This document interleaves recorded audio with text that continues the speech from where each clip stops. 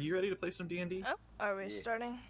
We are starting. Awesome. I half expected you to start singing like Mary Poppins. Machinist! Machinist feels good at like every level. Well, that's because machines run the game. That's how it works. You play the game on a machine, so machinist naturally feels good all the time. I actually think it's because I reworked it recently. I would also say that the two direct healers feel pretty much the same at low level that they do high level. You know what else feels the same at low level than it does high level? Dungeons and Dragons. That's not true. Friends, That is welcome. not true at all. That's not true. Welcome back to D&D, friends. Thank you so much for attending. Today we are going to play the Blackweather March. So, friends, enemies, lovers, and ancient rivals, I welcome you back I don't think we're that old. to you don't know me, to another session of the Blackweather March. Where we last left our heroes, you had just gotten done performing a job, a task for the Merchants Council and King Artus.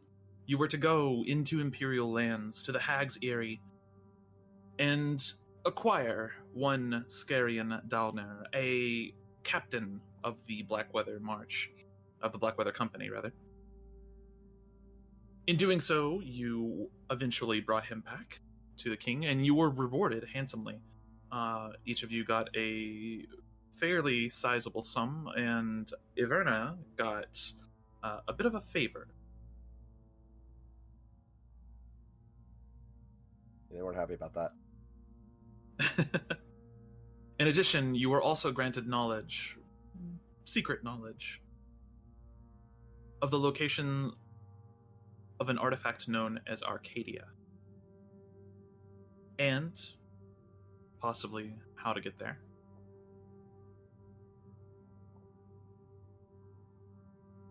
It is only a few weeks that pass between now and then, before you all receive another summons. This one from the Council's scribe. King Artus requests your presence immediately. It is of the utmost urgency. And each of you begin filtering back to Ember Vault, one at a time. On arrival, the city, still in recovery. Only a few weeks have passed since our last adventure. But there is this weird tension across the city. Something's changed. You can't put your finger on it. But as each of you arrive one by one, you will make your way to the Merchants' Council chamber, where you are to seek an audience with King Artus at your earliest convenience. The guards in front of the massive door that leads into the council chambers each acknowledge you. Two guards. You note it's kind of strange. Usually there's 5 guards, but this time there's only 2 as you come in. But it is a day of celebration, as you're each kind of let into the council chambers. You note the braziers within the chamber are each burning brightly. You see the kind of tables set up in their normal fashion, and at the tables, rather than the usual 16, you actually only see 4 counselors, each of them bowing their heads, strangely this time quiet on your entry. Usually they're rowdy and raucous. each of them wearing their ornamental hoods drawn over their heads. A strange display. Some of them normally do this. It's not too out of the normal, but it's definitely odd that all four of them happen to be having their hoods up at the same time. As you enter, kind of trail in, and the guards shut the door behind you as is customary. Look around for a moment. You don't see King Artus. Instead, you see 4 counselors. And then you hear a door open at the far back of the room. The normal location that the king comes from, and other counselors as well. They've got some kind of chambers back behind this room that they filter in through, no doubt.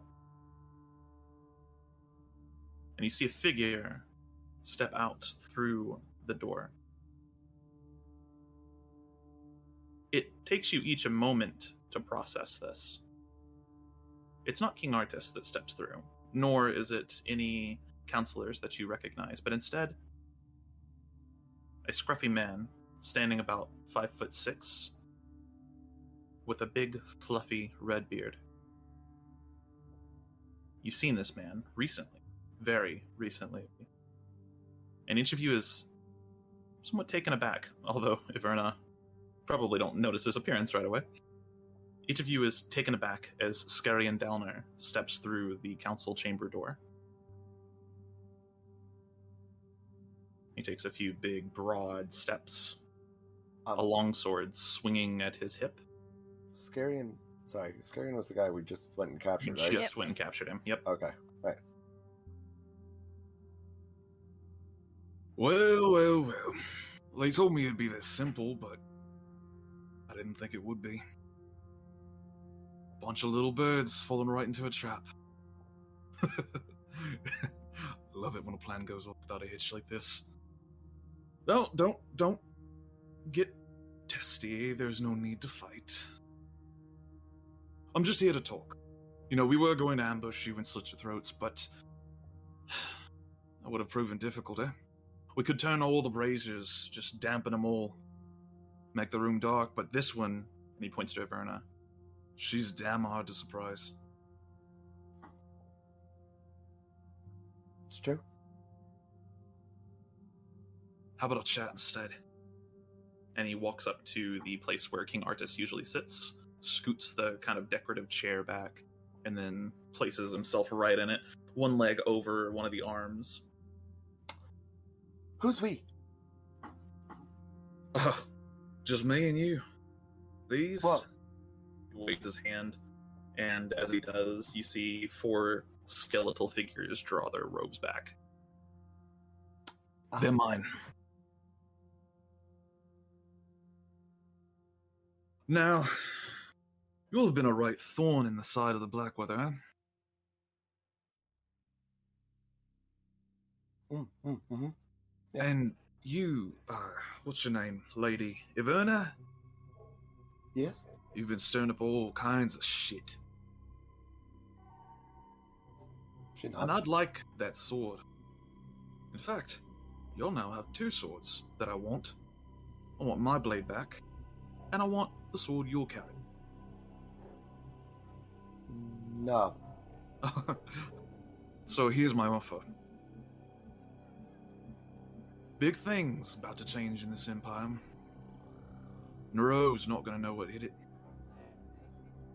And in the aftermath, we're gonna need some administrators, some lords and ladies. Set up a right proper Imperium, you see? Question. Uh-huh. How many people are here? Go ahead and make a perception check. Cool. 28. 20 fucking 8. No one's getting away now. Not even in that 20. Jesus Christ. And while we're at it, Emonir, what is your passive perception? My passive perception? 18. Yeah, I know you. 18. I know yours is pretty high. What's Freya's? Mine is 19. Okay, yeah. So y'all have really high passive perception. My passive stealth is also 21. Damn, nice. Okay, give me 1 second here.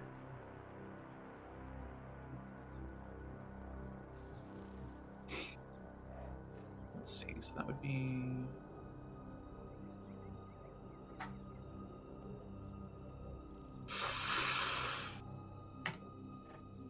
God damn it. The game said no. You will not.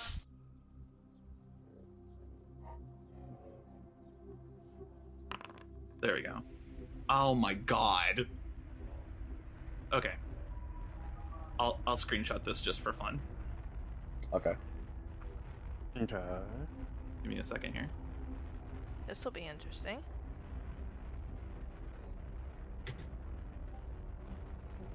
Huh. So, So that means I win, right? it does. Okay. It does. Let me go ahead and place you all on this map here.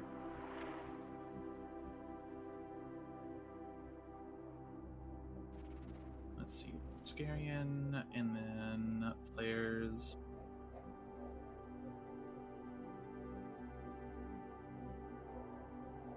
There's Emonir, there's Freya, and there's Y'verna.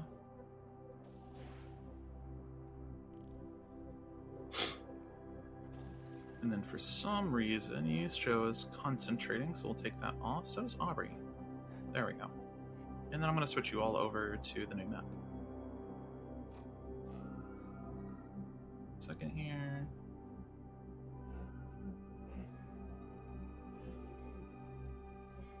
That's weird. What? Why are there shadows here? Don't question the shadows. I like them. Because we can't see that far. I can see that far. It has to do with the light sources. Oh, Oh, well, do you have Eldritch Sight? I do. I should. Then I don't know what it is. I don't know that those are actually shadows. Oh, they are shadows. I have no idea whether they're honestly. Yeah. I also have 90 feet of dark vision. So. Yeah, I don't know whether shadows are there, but you know what? It's fine. So, as you're all talking, and Scary and still talking, Y'verna, you kind of notice this little, almost like a rustling sound. The rest of you don't hear this, but Y'verna, you do, and then kind of gently tap your foot for a second, and you get a little bit of a better understanding. There's someone sneaking up behind Emonir right now. She points her hand back that way and says, "Stop." As you do this, Emonir, do you turn when she does this? She would be pointing right behind you. I am indeed going to turn. Okay. Oh, that's not what I meant to do. As you turn, let's go ahead and, while we're at this, let's go ahead and enter into initiative just to see what we do. As soon as you activate a combat encounter. Oh, we get a little, Aw. It's about damn time. Aubrey would have been much closer to y'all. Aubrey would have been, I would say, like, right here or something. So... +3. Except for Emonir, but you two get a +3 to your initiative. Yay. So Emonir did not need it. Jesus fucking Christ. Oh my god.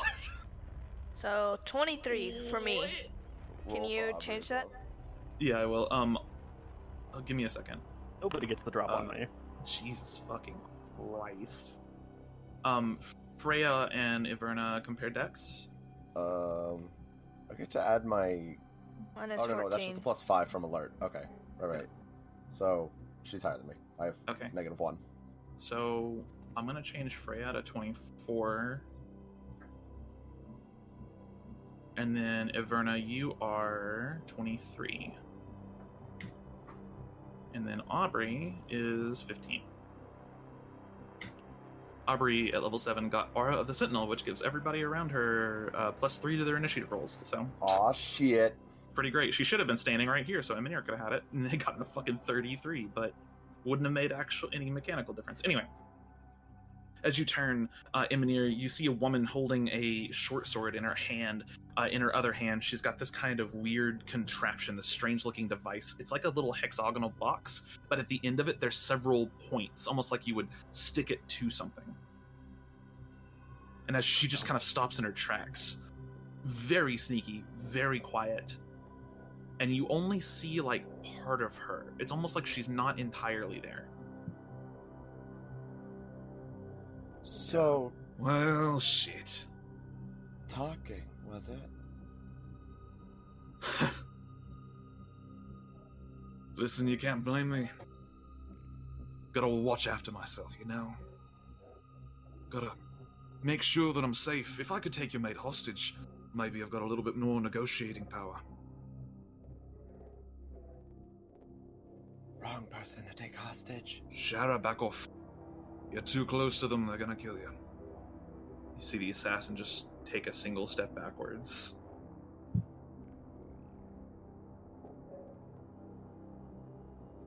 Now talking, back to that, huh? Well, we don't need to let any kind of attempted assassination get between us.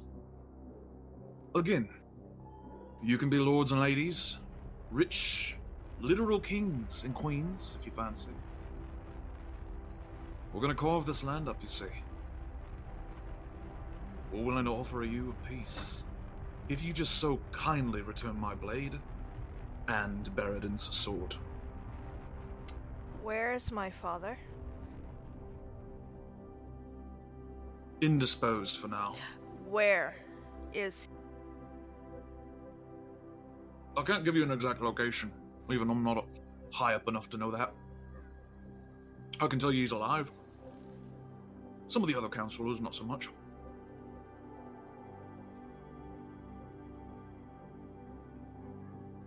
One second. Mm-hmm. Yeah. Excuse me? Musical toast. Oh no! More, por favor. Do you need a snickle? Oh, I'm not sure brain. what just happened. I don't know. Love, you need to name 3 animals that start with B right now. I'm good. Am I having a stroke? Are you okay? I'm fine. She's laughing too much. Ara, what color is the carpet? Pink. It's purplish pink. What Okay. was the wisdom save for? Oh, that was just to see if she's gonna lose her collective shit, and she's not holding it together very well. Oh, okay, fair. How shadowy is this room currently? There's really only like 2 places that are pretty poorly lit right now. Next to the gargoyles, there are some shadows where the braziers just, get intercepted by like the ones, especially behind them. And they are large enough to get behind just barely. And there's also some shadows underneath the tables, technically speaking. Okay. Everywhere else is pretty brightly lit, and from what you're gathering, this seems pretty intentional. Gotcha. Okay. This is a trap. Yeah, I figured. Mm-hmm. Ooh, blueberries are good. Anyway. Of course they are. Oh man, I haven't had a blueberry in forever. So what you say? You kings and queens, lords and ladies, nobles of the new Blackweather Imperium, eh? Change is happening pretty soon. How far away am I from her? Cool. Pretty close. Cool. I'm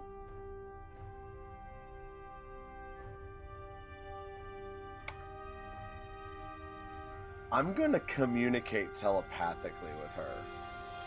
Okay. Is it a her? We'll say yes. Okay. Sure. It looks like a her. It does. It's like, Sure. yeah. I'm gonna communicate telepathically with her, and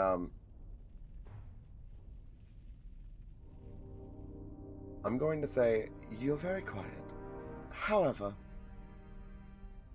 he warned you that we would kill you. I would advise that you surrender, because this is about to be a bloodbath. Make an intimidation check with advantage, because you're fucking mind psychic bullshit. Alright. Okay, I can actually roll this now. Can I Mhm. can I argue persuasion? Sure. Dope. So that is +4 on top of that from my wisdom. So a 17. 17. Okay.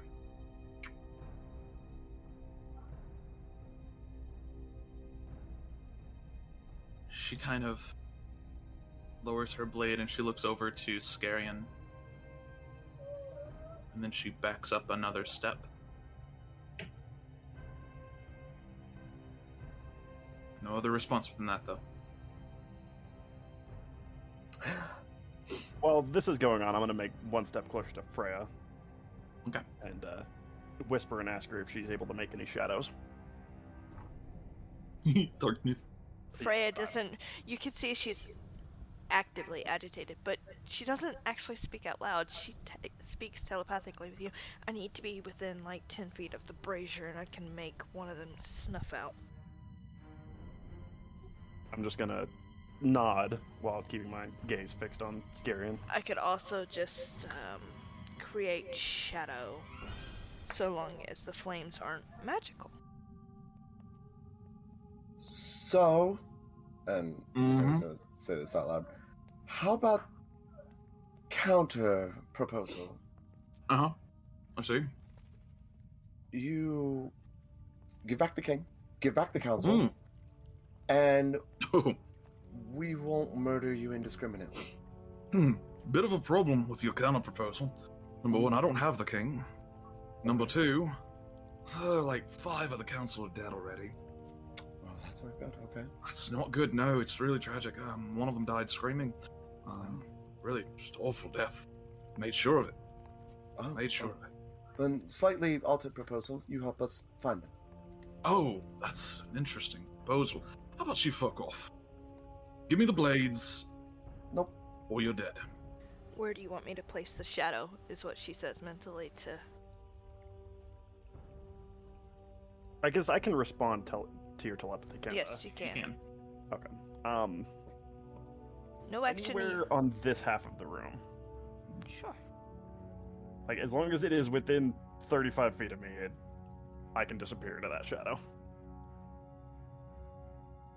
Assuming that it's also able to be used dark vision through it. Yeah.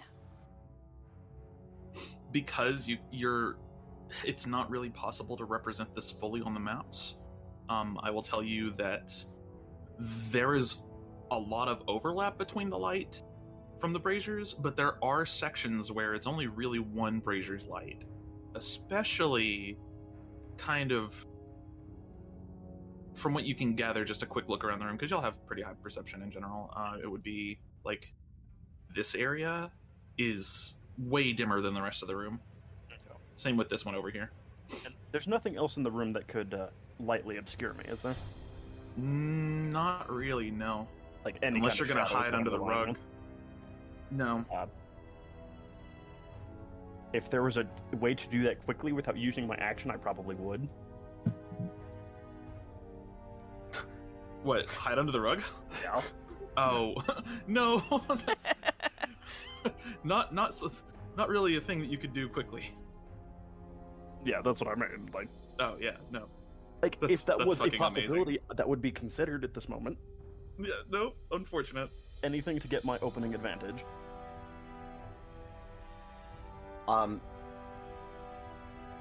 You could, in theory. Let's see. Sorry, I'm just getting the template ready. I need to read your feature here. I need to know.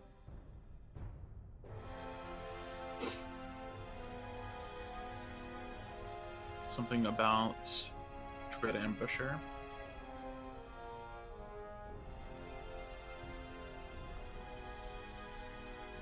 Ah, okay, yeah, you can't hold it. Damn. Might not get Dread Ambusher this time because you're in pretty bright light. I mean, I can get Dread Ambusher. I just won't get the advantage on that attack. Dread Ambusher comes with any attack, I take. Oh. I just want the advantage for the sake of that sneak attack. I just want Dread Ambusher to be OP. Oh, you don't have to be hidden for the third attack. No. Oh, I thought you It just did. has to be on Okay, my yeah. first turn. You just won't get the advantage, so yeah. Yeah, I want the advantage. Don't you also have advantage on creatures that haven't taken a turn yet, or am I confusing that with assassin? I think that's assassin. Okay, gotcha. Yeah, I think I that is. mean, if it was, there would be no reason for me to never have disadvantage on my first turn. Take That another would have level to in be rogue. SCK. I mean, I probably will. All right, so Scarion's just kind of glowering at you now, and you can see he's actually turned and put his feet on the ground, kind of ready to spring up. We killed Hand you once, over we'll the- do it again. And she draws her sword. Alright, and I'm gonna release my darkness right in front of us. You don't have psionic casting, so you can't just cast it. You have to do it on your turn, Okay. because combat is now initiated. The second she draws her sword, combat has started, and I'm gonna need to change over the music. What is she doing? Dying. You're not sure yet, because combat's just started, and so far all she's done is back up. Okay. I will And say telepathically as well that I told her to back off or die. Okay. Would it be more tactically to cover us or drop it directly onto his head? I would say it would be better to drop it on the brazier to basically black out the brazier. Yeah, what is it? A 15-foot radius sphere, so it's 30 feet? Yeah, I would just completely cover the brazier. Yeah, because if you can cover the brazier, that would be the smarter choice, because then I could still use my dark vision from the shadows. Also, if you get it near Okay. him, I get advantage because I can see in darkness. Too far away? Mick rip. Alright, so Wait, no, because it just needs to be. It's a It needs to be 25, 20, it's a 15-foot sphere.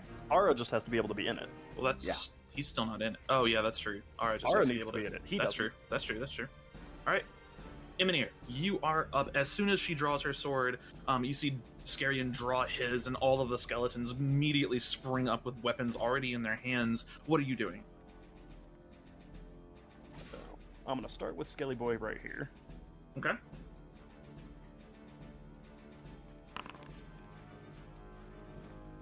"27's gonna hit. 6 points of damage. He's still standing. Oh, I'm gonna retcon myself into dropping my hunter's mark. That's my bonus action. Sure, that's fine. That on him. Okay. So It's 9 points of damage. He's still standing. and I'm gonna hit him with another one. He is super fucking dead. One arrow just lands like right in the center of the skull. The second one follows it up and hits almost the same spot just above, and you watch the whole skull just split like a rock. And the skeleton just falls. And then I'm going to drop the Dread Ambusher shot on the one to his left. This one right over here? Yep. Okay.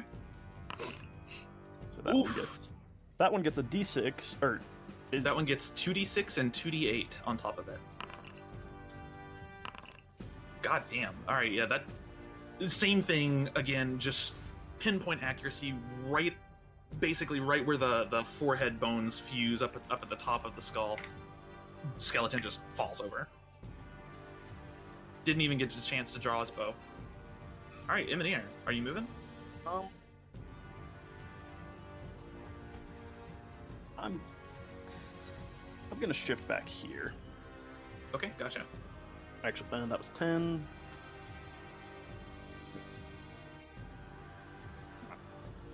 There we go. Okay, Give myself some distance from the would-be assassin. gotcha. Freya, it's now your turn. Okay, 1 second. Can I add that murdering 2 skeletons right out of the gate as part of the intimidation of the assassin? I would say that's pretty damn intimidating if I'm the one she was trying to assassinate. It's fairly intimidating. She's a pretty good assassin, though. Yes, but so am I, and she should know that.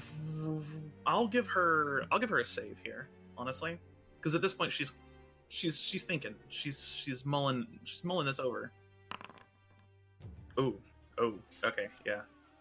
You notice now she has gone into like almost panic mode. Like her resolve is just gone now. Nice. All right, Freya, it's now your turn. Okay. Are you dropping the darkness? Did you want me to, Arc? Or did you want Yes. me to hold it? Because I will hide in the shadows from that darkness too. Okay, I'm gonna So you do drop. other things. Let me find my sheet for a second. No, do not consume a spell slot. I'm going to drop darkness here. Okay. Gotcha. So let's see here. Oh, wait, Should you're dropping actually- it there? Yeah, bring the orb a little bit over. Well, you did the thing smaller than it should be. It's Not my fault, the template's stupid. I know. Let me go ahead and do it myself though. 1 second. Oh, that actually puts him inside of it. Hold on. I have to move it a little bit. So like, do you want to put it like right here? Yep. Okay. Obscuring us and... He is now inside of it. Or do you not want him inside of it? I want him inside of it. Okay. Now, keep in mind, other people cannot see through your darkness. Yeah. I can't see into the darkness And because then it affects dark vision. Freya is going to move here. Okay. I think that was 30 feet, right? From here to here? Yeah. And I think that is it. All right, Freya, that's the end of your turn. Yep. Y'verna, it's now your turn. Yeah, I'm gonna get right up here, and I'm gonna make some attacks against him. Hell yes. Yep. With advantage, that's 15. A 15 is gonna miss. Unfucking fortunate. Alright. Yeah. 20 is definitely 26. gonna hit. 26 definitely gonna hit. 8 points of damage. Yeah. I'm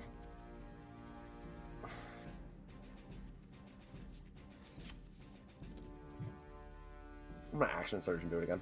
Okay, go for it. Second verse, same as the first. Hit. 24. Yep. Nice. And a 20. Hit. Another 15 points of damage to Scary, and as he goes and he tries to block it, you quickly feint and catch him right in the ribs with the point of your blade. Is that the end of your turn? That is the end of my turn. All right. It is now Aubrey's turn, and it is the darkness, and she is like, I don't do this.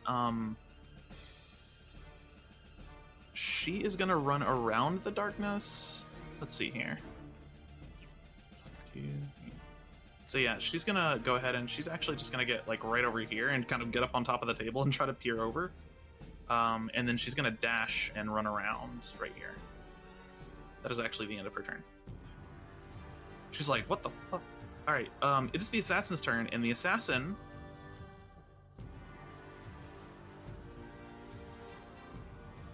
Oh, yeah, okay. Well, it's gonna be unfortunate. She's gonna look over at Emonir, and Emonir, you see her for just a second look like she's about to attack you, and then she turns around and points her blade into the darkness, and she's gonna use Chromatic Orb against Scarian. Oh shit! Oh, damn it rolled private. 15 does miss, though. Oh. Yep. It would have been an 11, actually, because disadvantage.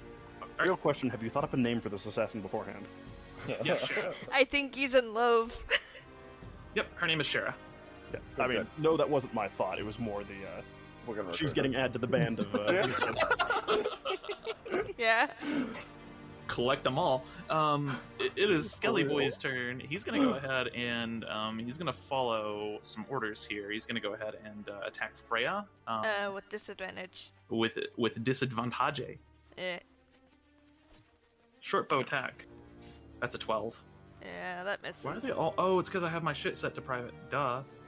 Darn. Alright, there we go. Fix that. Alright, that is the end of that Skelly Boy's turn. This Skelly Boy's going to do the same thing and attack Freya. Disadvantage. Yep. 15? Misses. Alright. My armor is 17. Scarian, he just got rushed down and stabbed pretty good. He can't see shit right now. Nope. Nope.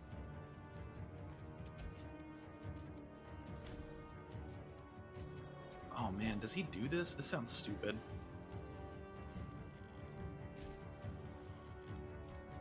Hello?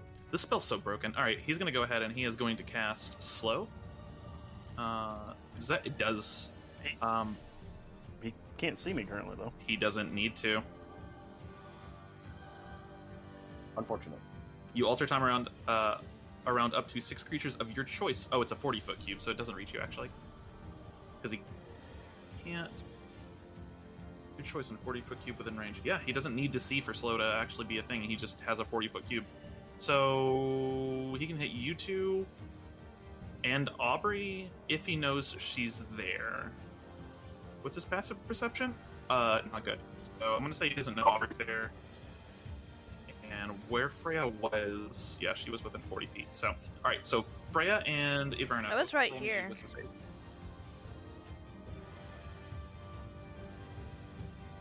Roll me a wisdom saving. Okay. I was just saying. Success. Oh, okay, good. Success. Alright, slow does not take effect. He is going to... Aubrey.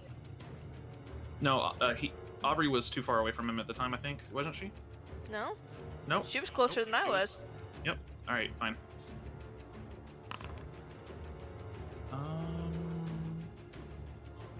She's a watcher. Let me go look at something real quick. Channel Divinity. Watchers will... Oh, no. Okay, so that she has to actually activate that for it to take effect. Never mind. So she is slowed. Why is it based on where they were rather than where she is? Well, because he doesn't need to know... Oh, he just needs to know that they exist. He just needs to know that they exist. So basically, because you don't have to see the point you're choosing, he just gets to kind of choose the creatures around him. Now, he might, because he doesn't know what's happened outside of the darkness, if Aubrey was all the way over, like, here, he would probably still try, but she's not there anymore. She's not within the range, but she is still, so. Because Slow is one of those weird spells that doesn't require any sight whatsoever, just knowledge of the creature's existence. Gotcha. Well, hold on, because if it's a 40-foot cube, then that shouldn't hit her. Well, it would hit her from right here, and it would hit her from right here. If he's casting it on himself. But Yeah, it's a 40-foot cube, cast not it. a 40-foot radius. So it only reaches... Oh. 40 feet. Yeah. So he would have cast it, like, up here somewhere. Yeah. God damn, this is confusing. Okay. I would say right here, that's still going to hit you two, but it would not hit Aubrey. Because that's where he would cast it to try and hit all three of you. Alright. Good point. Alright, that is the... No, Scarian's going to try to move. Whoops. Is he? I'm going to take an attack of opportunity then. Okay. So, advantage. 21. 21 is going to hit. And Sentinel. Son of a fucking bitch. I forgot you took that. I Sorry. hate you. I was Oh, waiting. weird. It says right here on his sheet that he's immune to all sentinel attacks. How strange. Fuck. I will permit you adding that into the game, as long as it is a feature that we can also take. Yeah, I'll say if you I'll make a feat just called like fuck. That's the name of the feat.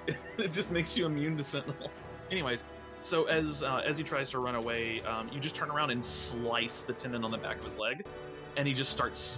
He's undead, so he doesn't really feel pain, but then he hobbles and trips over the chair. No. Emonir, it's now your turn. He has not moved, correct? He is not, and you have a general idea of where everybody else is in the darkness. Normally, your attacks would be at disadvantage, but, and let me go ahead and take this away to illustrate the point here.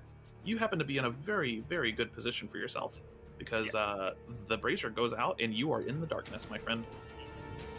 So I would be an unseen attacker, correct? You are. So that means that you have a straight roll, because your attacks have disadvantage, but they also have advantage. And I don't need to use my bonus action to hide because of that. Correct. Sweet. Okay. OP. I'm gonna use my bonus action then to drop the Hunter's Mark on Scarian. You can't see Scarian. Remember, most Mhm. spells require sight. Slow does not. True. And I can't just drop it in his general spot, even though he hasn't moved. Ping the spell for me. It says a creature you Yeah. can see within range. You have to be able to target them. Well, well, I'm gonna do my stealth check anyway then, Sure. in case one of the skeletons decides to wander around the darkness. I got you. 18. Gotcha. As far as you know, you were currently hidden. And we decided the poison was a bonus action, right? Yes. Then I'm gonna hit Skarian with 2 longbow attacks. Okay. Yes, those are both going to hit. That's 13 and 12 points of damage. And then sneak attack, because Ara is next Oh, to him. yeah, that's right. We forgot about your sneak attack first round. no No, one you was weren't next hidden. to him. That's right. That's right. I wasn't hidden and no one was next to him, so. Yeah, I got you. So that is 25 and 11. That is 36 points of damage. Jesus Christ. How does that work? What? Since the advantage and disadvantage cancel out, it doesn't count as you having Advantage. disadvantage, so you can still get sneak attack? I don't need advantage for sneak attack. You're next to him. Well, sneak attack has a thing in it that says you can't use it if you have disadvantage. For right now, we're just going to rule that you can, because I don't want to mess with all that. Because they're So we're just canceled gonna, out? Okay. we're just going to say that yes, it cancels out. I don't know that that'll be a permanent ruling, but for right now, we'll say yes. I was just curious. So, 36 points of damage to Skarian. He is looking pretty hurt right now, and you just hear him go, oof! Y'verna right next to you, and as you hear the, arrows buzz by, based off of the sound they made when they hit, if one of them hit him in the throat. I have a thing for the throat, and I like it. Right? It's a really effective place to kill somebody. Freya. Okay. Knock him out. We need information. Knock him out. Got it. Right. Oh, I guess I can do that telepathically. I do that telepathically. Yeah, Sure. I kind of assumed. Yeah. Freya is gonna draw her sword and rush forward and start attacking him. Oh, this poor guy. Yep. He done fucked up, and I'm flanking him too. I'm flanking him. Booyah. Oh, okay. So yeah, you are also an unseen attacker for him. So Yep. that is going to be 24 and 22. Both of those hit, and that is another 13 points of damage. And then, as a bonus action, I'm gonna disengage. And movement. What was that? You had 20. You have 10 left.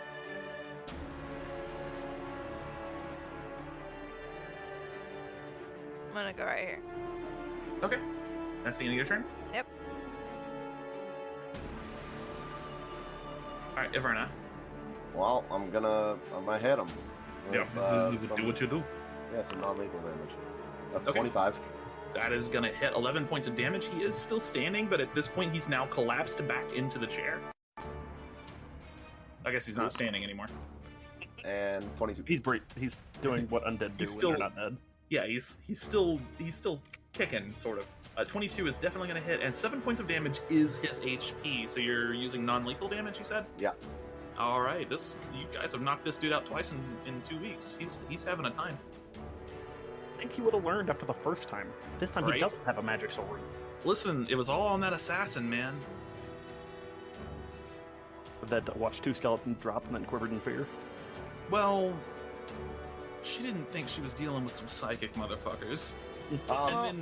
And then at the start of combat, you killed 2 skeletons instantly. She's like, all right, hold up. And then I drop darkness. Uh-huh. So I'm gonna shout outwards. Hey Freya, do you have the skeletons? I'm standing next to one right now. Cool. I'm just gonna leave him unconscious and literally just fucking walk out Okay, great. towards the assassin and be like, hey, where do your allegiances lie? Yeah, let's just have a business meeting right here. Come here. So from her perspective, within the last 18 seconds, 20 seconds or so, You have psychically discussed things with her. Dropped an orb of darkness 20 feet or 30 feet across. The ranger murdered 2 skeletons instantaneously and then dis-fucking-peered. And then all she hears is a couple of oof oof slash slash. And then you walk out like, what's up? Completely unscathed. She's just like, She just kind of like looks at you kind of open-mouthed for a minute, just, no response right now. Alright, let's end my turn. Okay, Aubrey. Aubrey is... You're about to begin the diplomacy, aren't you? She hears Freya, so, I mean, yeah, she hears Freya, so she's just gonna go over here, and she's gonna make her... I'm gonna drop the orb. Oh, you dropped darkness? Yep. Alright. Oh, that means she's just gonna see his unconscious body slump in the fucking chair, like... Fucking literally. Bye-bye, darkness. Oh no. Oh no, the light. Oh, Good news is it's dim over there. You're good. Is it technically dim where I'm at? No, Okay. not once the brazier is re-revealed. Alright, well, I'm It's close fine. enough to the gargoyle that it don't matter. Aubrey's just gonna longsword the skeleton twice. Not disadvantage this time. And for good measure, she's gonna go ahead and just divine smite one of those. Paladin things. Just paladin things. Smite! And since it's an undead, she gets an extra... Oh, wow. Oh, no, that's... Yeah, that's on top of that, so... Freaking burst. Yeah, right. Yeah, she just turns around. The skeleton just fucking gets annihilated. This is the white light of the Flame Seekers just explodes the skeleton outwards. It is Shara's turn, and she... I'm just a mercenary.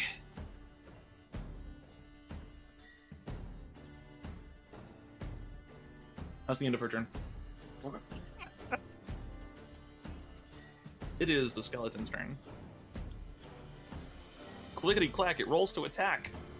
It's gonna attack Freya, because that's the last thing it was told to do. Nope. Alright. Scarian is unfucking conscious. Emonir. I'm gonna go over here and hide behind the gargoyle.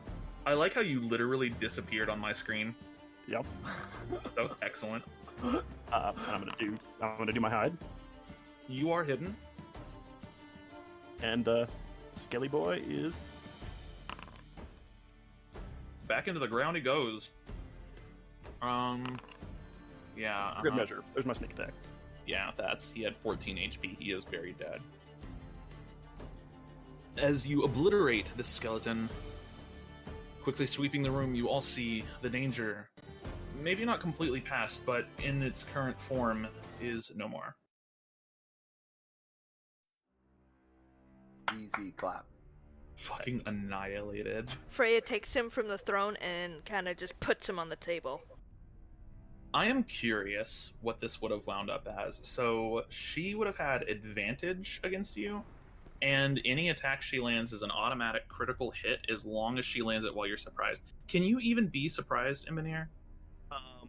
I don't have alert, but I Okay. don't think she could have gotten to me without alerting Ara because of his alert.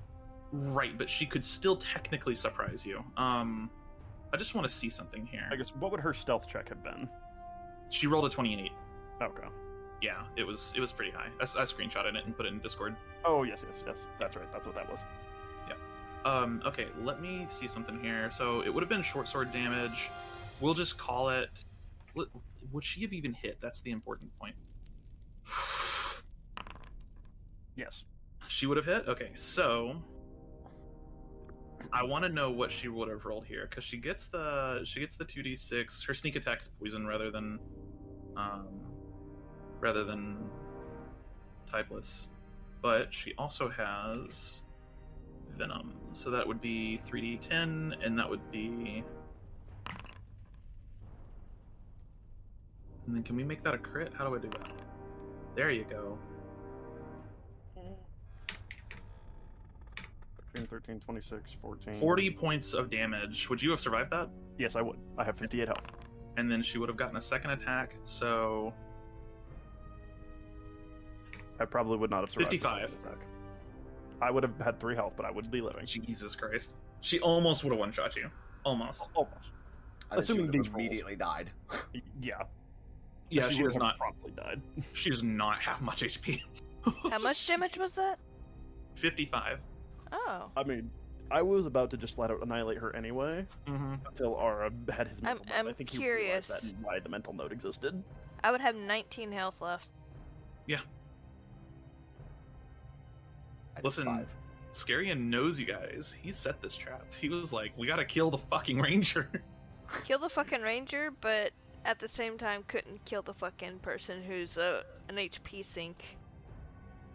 Well, that's why he's not gonna kill you, because you're gonna live. The ranger's not. Oh, he doesn't know that. He never hit me. Mercenary. Yes. Well, you see, you were just hired by Skarian and the Blackwater. I'm a mercenary of the Blackweather. Ah. Not anymore, you're not. So, tell me, how do you feel about help? What do you mean? Help? Hope? Hope. Hope? Yeah. I think it's Answer honestly. I'm not going to kill you. I think it's a lost cause in a dreary landscape like this. But maybe there's something. Maybe.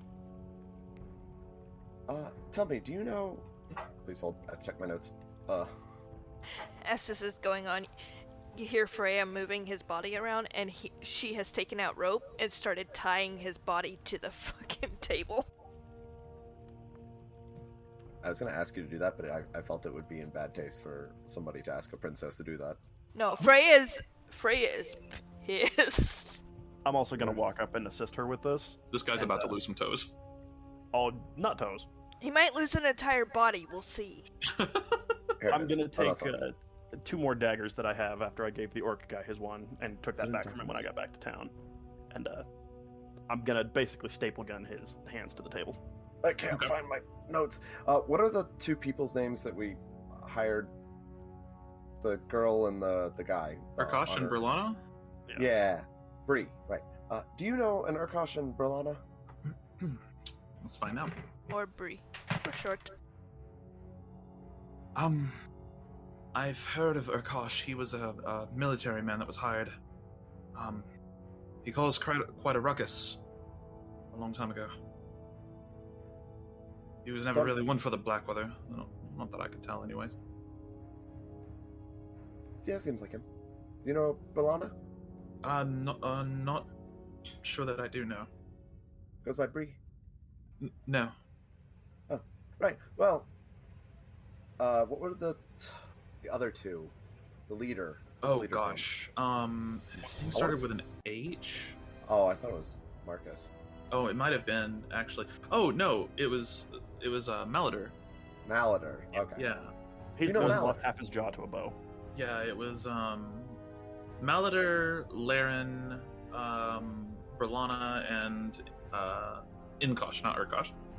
Gosh, right. Okay. Okay, so I was right. I was just Yeah. not wanting to correct anyone. It was Enkosh. Yeah, it is Inkosh. Okay. Do you know Malador? Yes, yeah. Well, Do. he ambushed us. Ham. We ambushed him. He Yeah, ambushed him. Better. We just acted as bait, as usual. Very much, yeah. And there was a fight. We killed Malador and the other one whose name I can't remember, and that makes me terrible. But Larry, yes. And Enkosh and Berlana joined us. If trying to create a better world interests you, that cause of adventuring, whatever it is you're good at, interests you, there may be a hiring. I'm gonna interject here and mention that someone of her ability to sneak would be quite valuable to my Ranger Corps. I will say they're decent folk at least. You just see her tighten the rope more. You can see her, like, mulling this over. She's fighting with something, and after a few moments, she says, I think this endeavor is pointless. You're not going to win. The Imperials are going to be in the city within days. The Imperial outpost to the east was empty. Why do you think it was empty?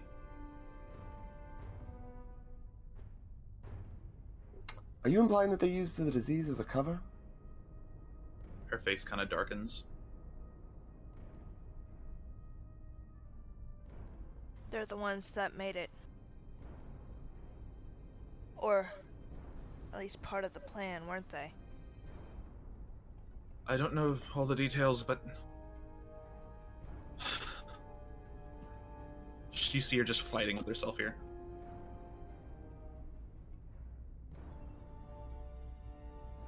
There was a... Lass. Huh? Spit it out, lass. There was a... Some of the higher-ups in Blackweather, I know they made a deal with the Imperials to get the army into Nureau. I know it involves some kind of magic ritual, some kind of summoning. And I know that it's already begun. I don't know where, though. I don't know how it works. I just know they needed the disease to happen for this to be a reality. It was... We didn't think so many people would die. That's what happens with the disease that you can't stop or control. It kills indiscriminately and a lot of the population.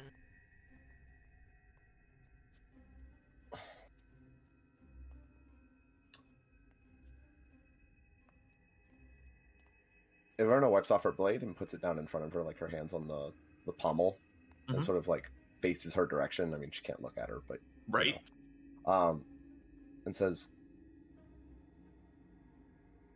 "Soldiers often, mercenaries too, often do things that they don't quite understand the ramifications for, as you are not privy to the information. That being said, now is the most important time, the time where a single person's actions have the largest impact.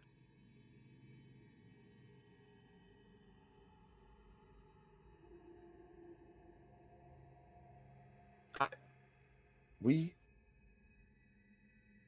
have a plan to stop this." How? Can I insight check her? Yeah. One sec. Oof. Right now, she's full on panicking. She's hard to read. Okay. Hold on. Seriously? Apparently Fuck you, we're not dice. reaping today.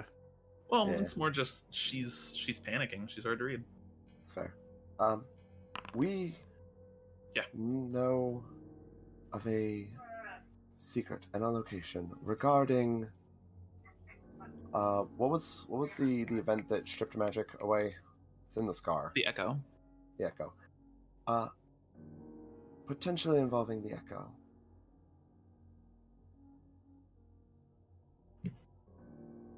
And I hope that with this information, once we're done here, potentially we can undo it and give ourselves a way to fight back.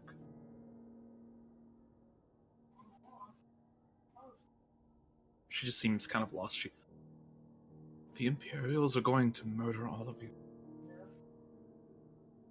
Then join us and help make a difference. Skarian said they're going to appear inside the city walls. Out of thin air. Then we should How can you evacuate. fight that? Well, for starters, I don't exactly believe he was telling the truth. I can find out, but it'll, there's a chance of it failing. And it would weaken me a little bit more with my magic. I can probe into his mind. He's undead, but I can still read his mind.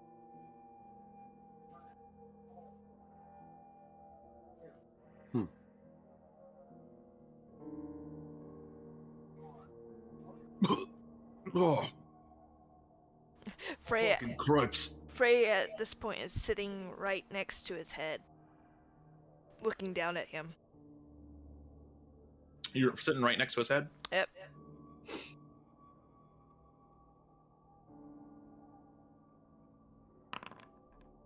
He tries to bite you. She pretty much does a face palm to his forehead and pushes his head down.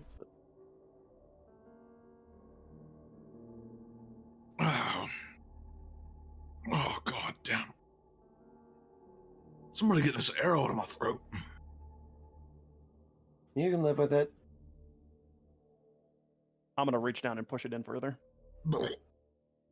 Oh, that's got a feeling to it.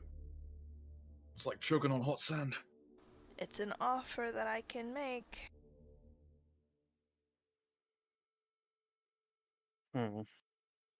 I'll leave that to your discretion. I don't know anything about magic. Yeah, my magic is purely about making the wind blow, so I'm gonna check in on the same boat. Fine. I'm gonna cast Detect Thoughts. Okay. On Skarian? Yep. And you're just gonna probe deeper? Yep. Oh! Oh. Okay. Can I argue disadvantage because he's choking on an arrow? I was He gonna is. say it too, but like, Didn't wanna...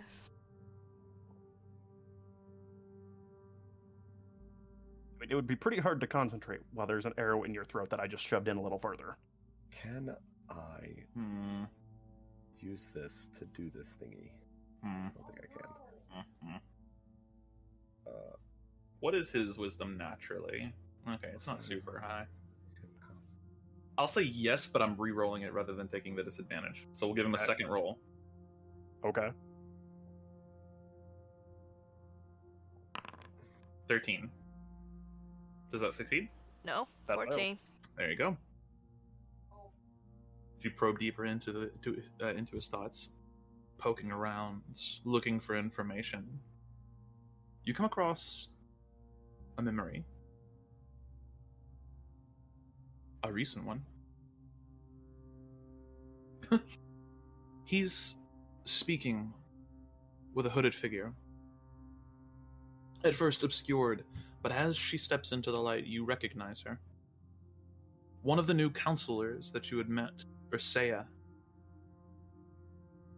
speaking in hushed tones about dark rituals conducted atop Mount Olbon, the mountain to the north of Imbervault.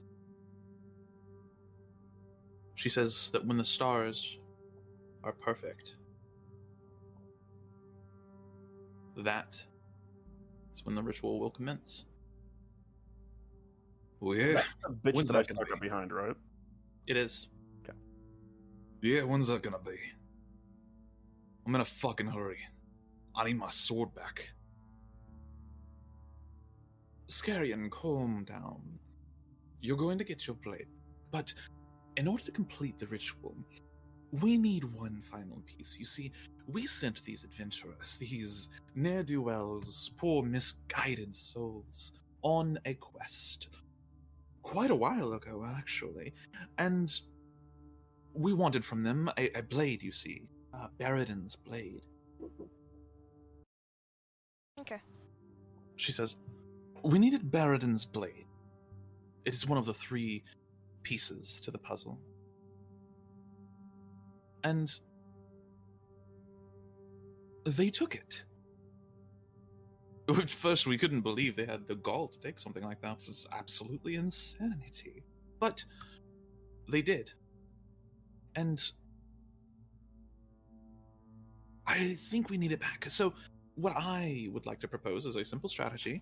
You will summon them on King Artus's behalf. Act like you're giving them a task. They've done tons of tasks for the old geezer. And then you take the blade from them. I will provide you with Shara. She is an accomplished assassin. Use her to your advantage. Retrieve the blade, and bring it to the top of Mount Olban by the 3rd day of the highest star. That is when we will complete the ritual.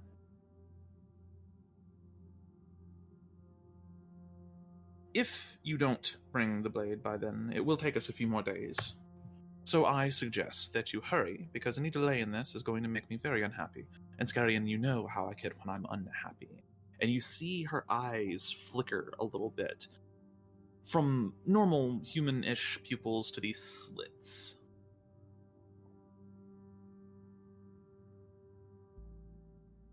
That'll be all. Don't delay. And then she turns and stalks away. You almost feel the kind of like excitement, the anticipation building up with Scarian, inside Scarian, as you're like in this memory. Okay, I want to see how he got out of the cell, and any related information after we dropped him off. Okay.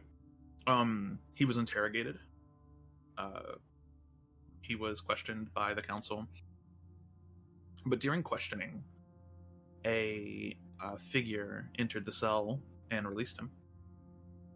And as he was released, council members were in a session, and he and several other individuals from Blackweather burst into the council chambers. Some of the councilors were executed on the spot. Others were taken captive. The king was subdued. Scarian gave him a big boot to the face and said, "Shut your gripe." Whenever she sees that, she digs her nails straight into his scalp.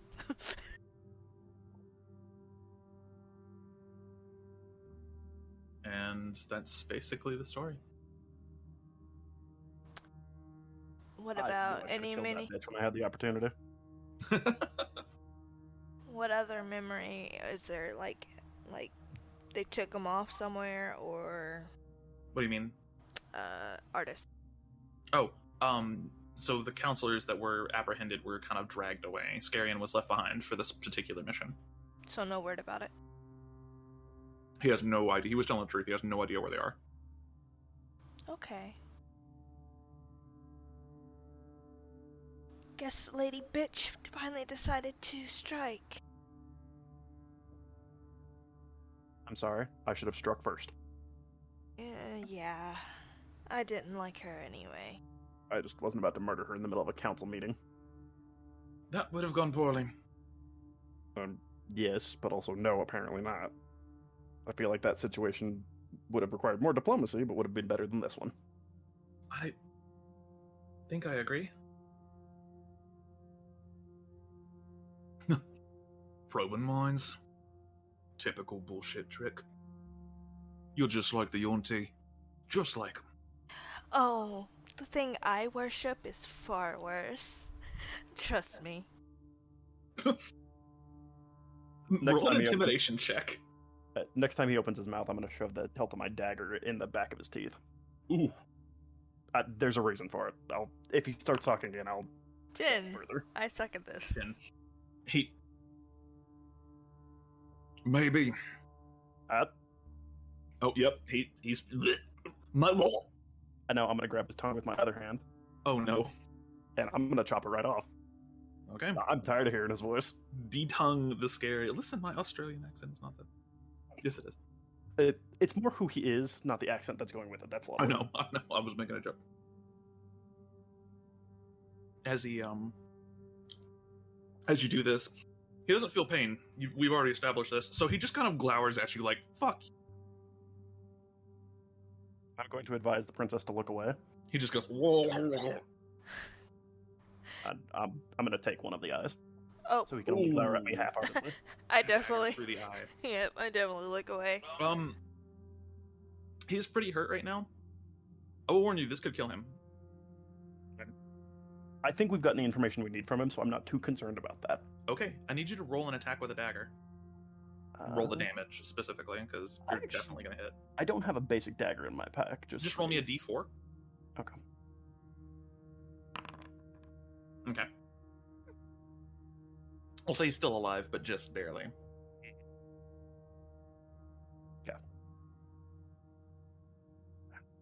There you go, princess. He should no longer be opening his mouth, and he can barely glare at you. Good one. Can we not torture him? I mean, he doesn't feel pain, and that's for kicking artists in the face. Or should I say my father? It would be better just to kill him, no? I agree. We've made the mistake of leaving him alive once. I think he should die this time. Indeed. But how do we know he's going to stay dead? I can think of a way. We take his head with us? I was definitely thinking that too. Well, I do know the rights. That too. That would work. By all means, my religious friend.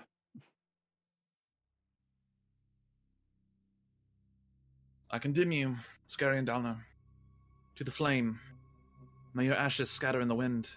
May they bring new life. Flips her sword upside down and just runs it straight through him in the table, and you watch this blast of light kind of flicker off, and he just immediately is dead.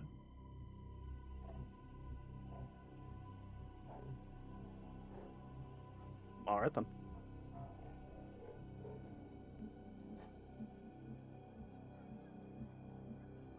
Undead are a nasty sort. Indeed. She's gonna just kind of pray over the area for a second.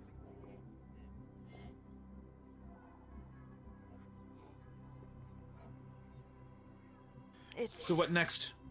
You hear Shara. What's next is I have a location where they're going to be at, though they want Baradin's blade to complete the ritual that they're doing. So just don't bring it to them.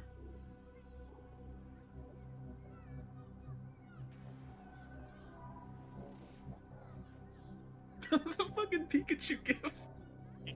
It's so good. What?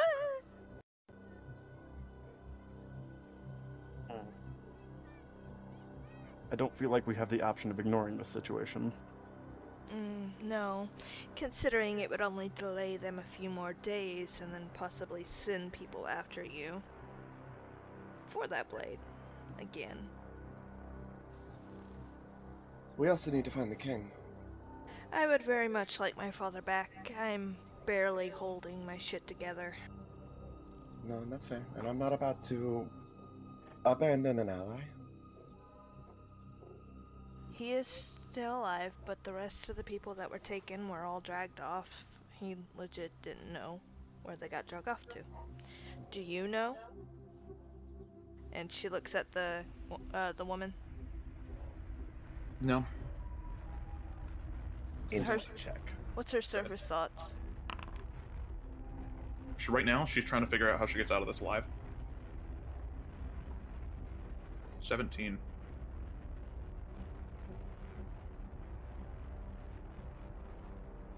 You think she's telling the truth, but only to save her own skin. We're not gonna kill you. I would have to agree, because I'm still reading people's minds, and that's your surface thoughts. Just saying.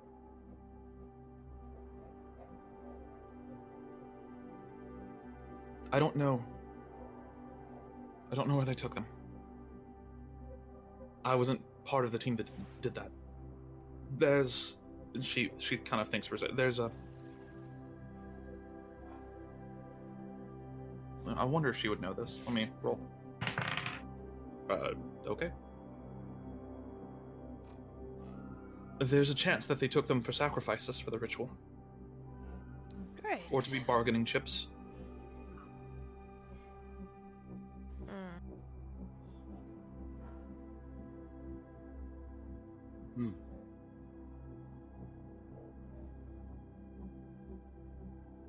So, they need Baradin's blade, which I have, and she clacks the sword on the ground like the tip. Yep. And without it, these people can't, and she kind of like turns her head back towards the assassin. They can't materialize troops into the city. Still think our cause is lost?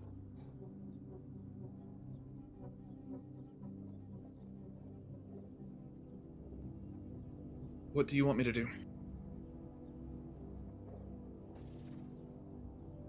You guys have forces, yes? In case we fail, maybe moving them into the city, if we can, would be wise. I don't have any kind of command. I'm an assassin, not a commander. Oh, Are you referring I was, us? yeah, I was talking to Ara. Gotcha. I would like you to... Hold up. Where did I put this?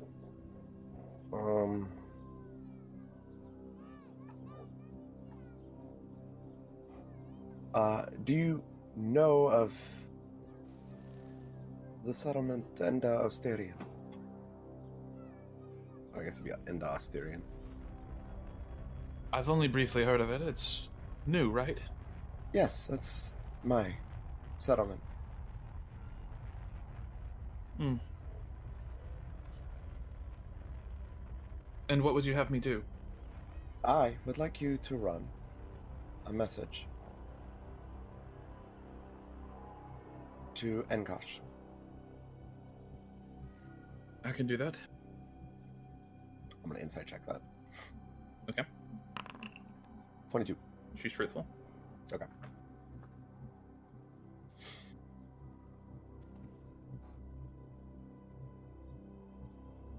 What's the message? I will discuss it and have Emonir write it down because I can't write. Of course. I will dictate. You also see that I can write. I mean, I assume you can. I mean, I I can. I do have the int for that. Oh God. I mean, it's not that an int matter for me. It's literally that. Can't see. Yeah. Yeah. That much I realize, but I'm like, I don't remember if I took int out of this character was my question. But up till recently, I would have little reason to know how to write. That's fair. That's fair. After that, after you deliver the letter, you're free to look around to see if it's a cause you would like to join. If not, then you're free to go. If you would like to help out, then I'm sure Enkosh can find a suitable place for someone of your talents. For the time being. Bree, she will have you assist in training the rangers. I want you to roll a persuasion check. Okay. Oh no, that is a 9. She grits her teeth for a second. I will run the message for you, but I cannot guarantee anything beyond that. That's fine. It is your choice.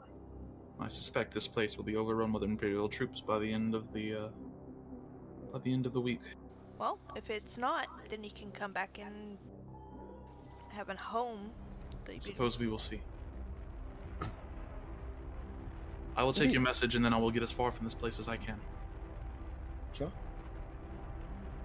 What's your name? Shara. Shara. And Y'verna's gonna sheath her sword and hold out her hand. Like for a handshake. She drops the blade on the ground that she's been holding this whole time, and then drops the little device and slowly approaches you and shakes your hand.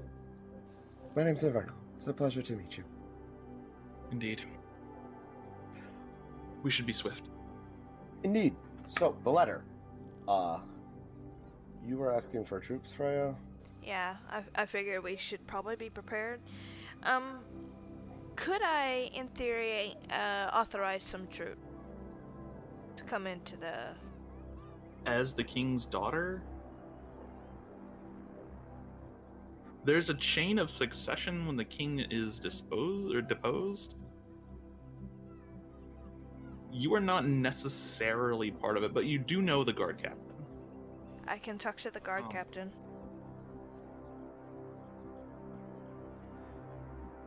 You can't necessarily like authorize troops, but you can inform him of the situation, and then maybe he can. It depends.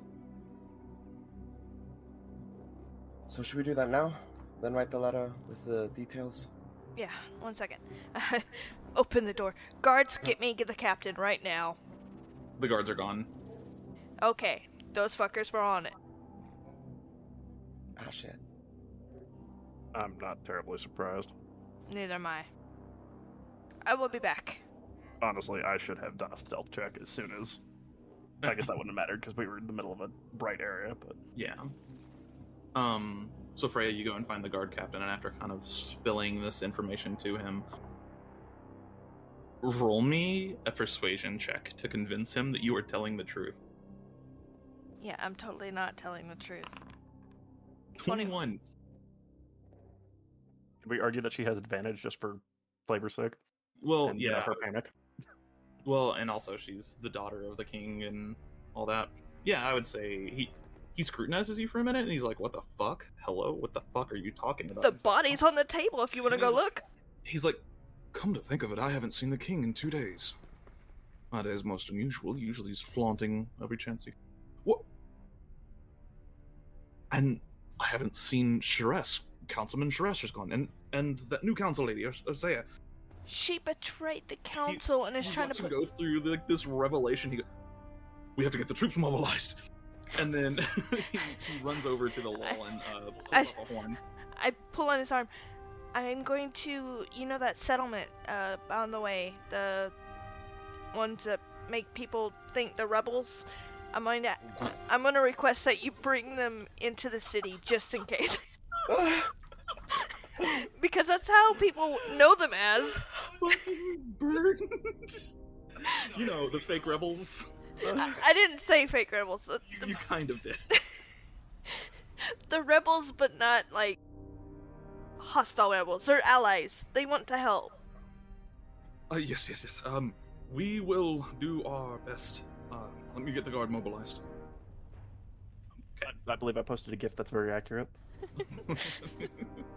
She's just as she is just. He's like, the guard captain. Yes. He's like, oh god. The fuck are you talking about, lady? There's like that moment where he doesn't actually want to believe what you're saying, and so he's like forcibly resisting it, but he knows it's true at this point. He's like, no, this isn't real. This is a prank, bro. Nope, no prank. So you get the guard captain mobilized. The guards begin mobilizing as you all hear horns all over the city. While she's doing this, what does the letter say? Well, I need to talk to the guard captain, so... Oh, okay, yeah. So you go with Freya. What are you asking? Oh, I guess then we all go with Freya. Probably. Yeah. Okay. Right, the settlements and Styrian, as I know.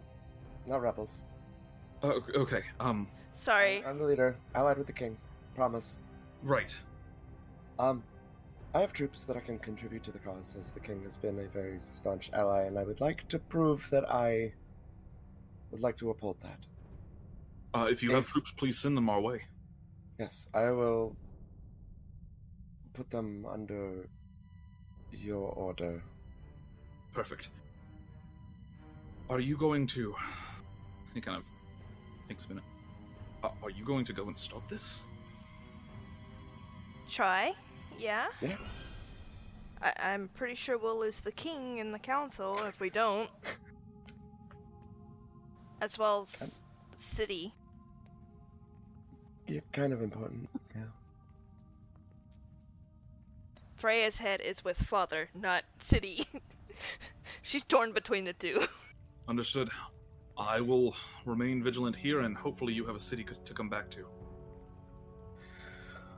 Okay, so the letter then should say, Enkosh, as many troops as you can spare, which probably isn't a lot. Not a ton. Your settlement's No. not huge. Very small, yeah, and they do need some to protect themselves from the scar. As many Would we troops as you request can- that Enkosh brought them himself, is the question. I assume leaving Bree in charge, or the orc shaman of some form. I guess he hasn't been there that long. Yeah, he's relative. I trust Enkosh more with the settlement than I do Bree. Hey, So would we have Bree bring the soldiers? Bree or the orc priest? Or I guess, do we have some unnamed lieutenant that is also You definitely a have technical mind? You definitely have a couple of like relatively skilled soldiers in your midst. Something, insert senior ranger here. Yeah. Like, as far as I would say, I don't think you have any kind of formal military structure, but you probably have a couple of like veteran military men and women in your army that are kind of an informal leadership.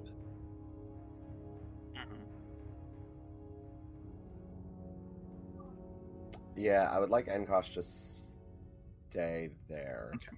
So Because I Enkosh trust will him a remain in lot. charge. Yeah, at this point he would be like the seneschal of the settlement. But Bree is welcome to come if she would like some fun. If not, that's fine. And I think the orc priest staying there as well would probably be beneficial. Okay. Leave the town healer in town. Yeah. Yeah, that's a good idea. He's like one of 3 healers that you have in the town, so Yeah. Okay. I'm assuming they have healers in the army here. they do. Yeah. So Healers are rare, but they do exist. I would definitely say whichever of my rangers are prepared to go should come. And Okay. follow Bree if she's coming. Gotcha. I mean, I guess Bree could lead those. Yeah, because she is kind of I guess, semi-hijacked her as my designated ranger lieutenant. She'd be good at that. And she can bring the rangers, because I assume that there's not a lot of that in town. No, they're like your little ranger corps is like 15 people. Yeah. Like they're relatively skilled, but it is a small group. They're good, but they're not many. Yeah. So I would say she would probably bring 5 of them along with her, leaving the other 10 to help Ankosh, Okay. as they are more suited to wasteland than city combat. Gotcha. All right. And that's the letter? Yeah. And I tell the guard captain, treat them like you would your own soldiers, and we will bring you a kickback. Excellent. And Thank you for whatever's left of the council. Yes. Oh boy. And he goes and like rushes off. He's like going to coordinate troop movements and everything now that basically the whole city has started mobilizing. Okay. So as you give the letter to Shara, I'm also going to make sure she has a token to know that, so that Ankosh knows it's from us. gotcha. Yeah, it would not be terribly difficult. I imagine you have some kind of insignia or something that y'all have designed at this point. Insignia or the dagger I sent the orc with. That would work. I stamp it with the mark on Baird's blade. Ah, nice. Okay. As Shara leaves, you realize that you're going to have to make the journey up to Mount Ulban, which, funny enough, is actually the same direction. Mount Ulban is just south of. Oh wait, it is, isn't it? Yes, it is. Oh. Is the Pokemon that ran away. You never know. Maybe she'll come back. Yeah. Oban is the mountain that is just south of the settlement. So it's like right there. Where is my map? Yo, we just rally an army and take it up the mountain. Right? Well, quote-unquote army. More like 2 squads and a handful of extras. More like let's fortify the city just in case we fail. That way they have a chance to survive. Mm-hmm. Let me go and find this. I need to organize my D&D folder again. Yeah, you It's do. gotten out of hand. Damn, that's little pictures. That's entirely too many pictures. Are you looking for the world map? I am. It's pinned to the Discord channel. Is it really? Am I that stupid? Yes, it is. Oh my god. Hot diggity damn. Yeah, Mount Ulban is if you look where Bleak Hollow Cave is, there is a mountain like just to the north of that, like directly to the north, and that is Mount Oban. It actually technically borders your settlement. Oh, I see. Yep. Okay. As she runs off, you begin to depart. I'm assuming y'all are headed to Mount Oban. Da. Do we need I would like anything? I would like to make a stop at my friendly alchemist. Okay. What are you looking for? A restock on the poison, preferably at less of a gouging of price this time. Gotcha. Maybe some healing potions if he's got it. I don't think he's gonna have one in Certain a few weeks. Oh, what the fuck? Hold up. Hold on. Okay. Do I want to know? That's double natural 20s. Oh god. Well, Alright. Lol. Question: did that favor cost any gold? The pardoning. And What do you mean? the orb thing, the gym. No, I didn't ask the king for that. I was going to send my own troops or my own scouts. I Yeah. guess. some of my rangers were looking for them, but there was not a lot of time for them to succeed. It didn't necessarily cost you any gold, but it instead of 1,200, you got 600. Oh, he gave us. Okay. Yeah. I thought 600 was what everybody got. Okay. No. Everyone got 1,200, but you got 6. Okay, then I have the right amount of gold. Okay. Yeah, he took half the gold. Yep, Basically. that's fine. All right, so somebody roll me a persuasion check for the alchemist real quick. All right. I have a +7. I will help. Yeah. Go for it, because All right. I will give you I'm not advantage. persuasive. Okay. I'm intimidating, not persuasive. Oh, that's an 18. 18. Okay, yeah. Oh wait, no, not 18. I'm sorry. That's a +15. That's 15. 15. Okay, a little different. Let me see here.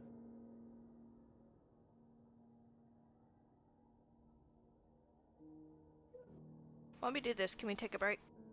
We will in just a second. Okay.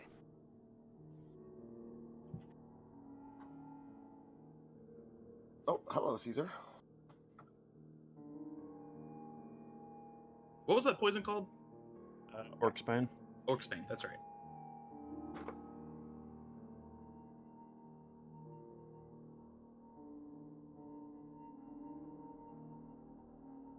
$15, not too bad.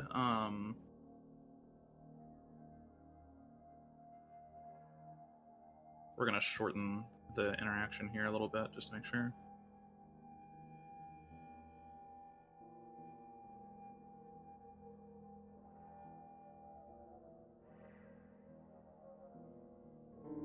So, as you go to the alchemist, he has plenty of things in stock, and he's happy to see you again.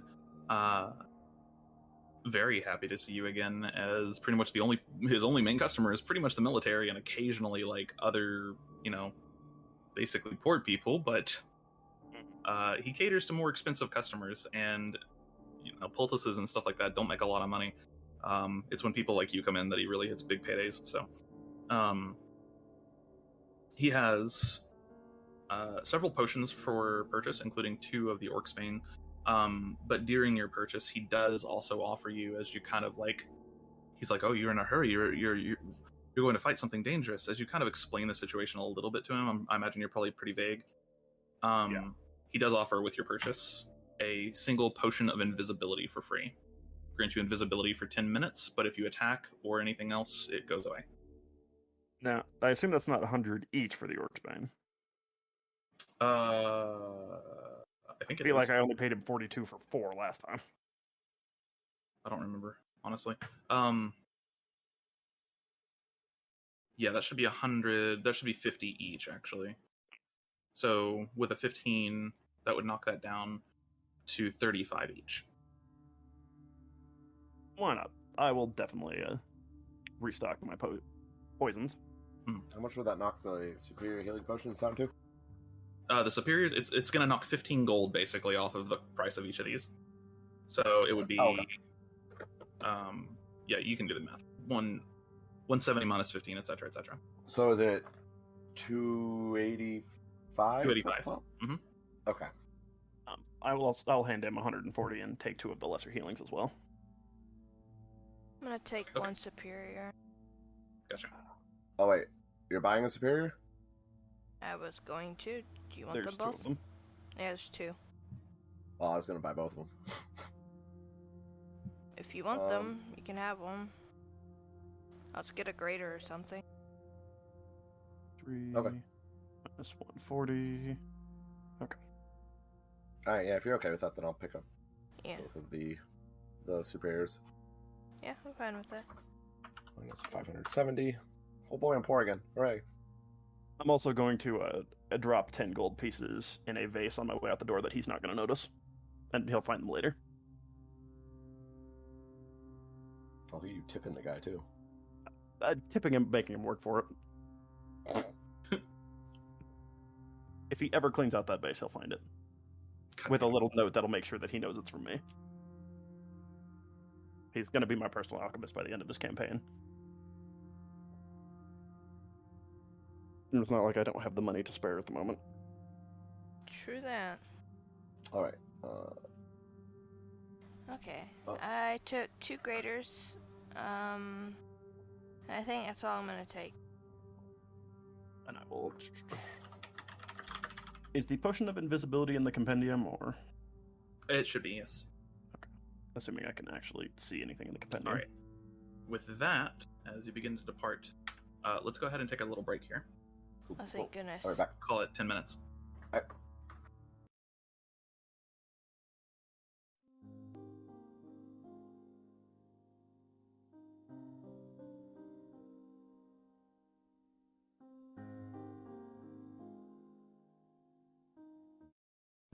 Okay, I'm ready.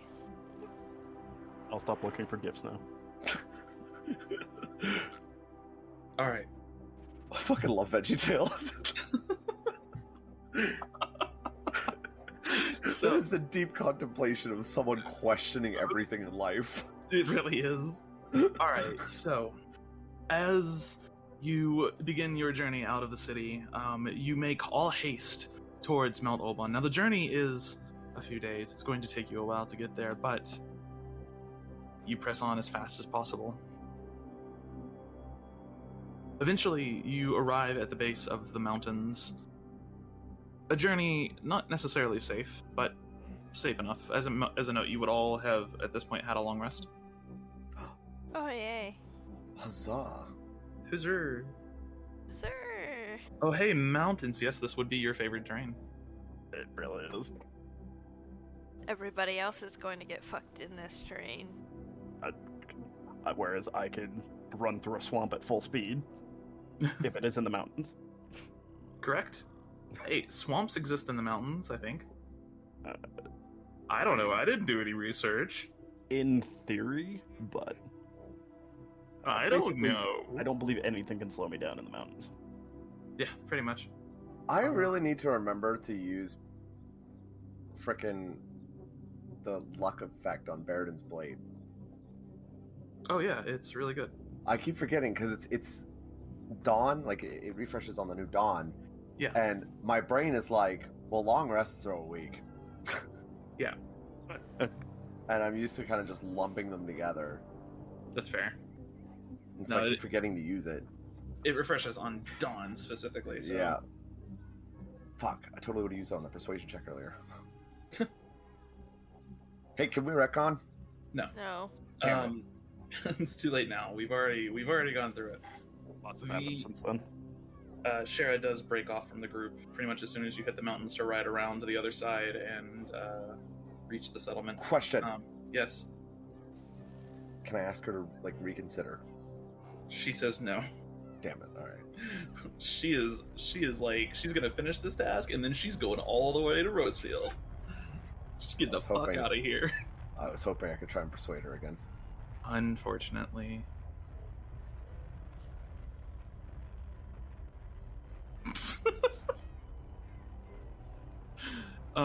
Sorry, somebody just sent me something on Discord that's actually one of the funniest fucking things. Anyways.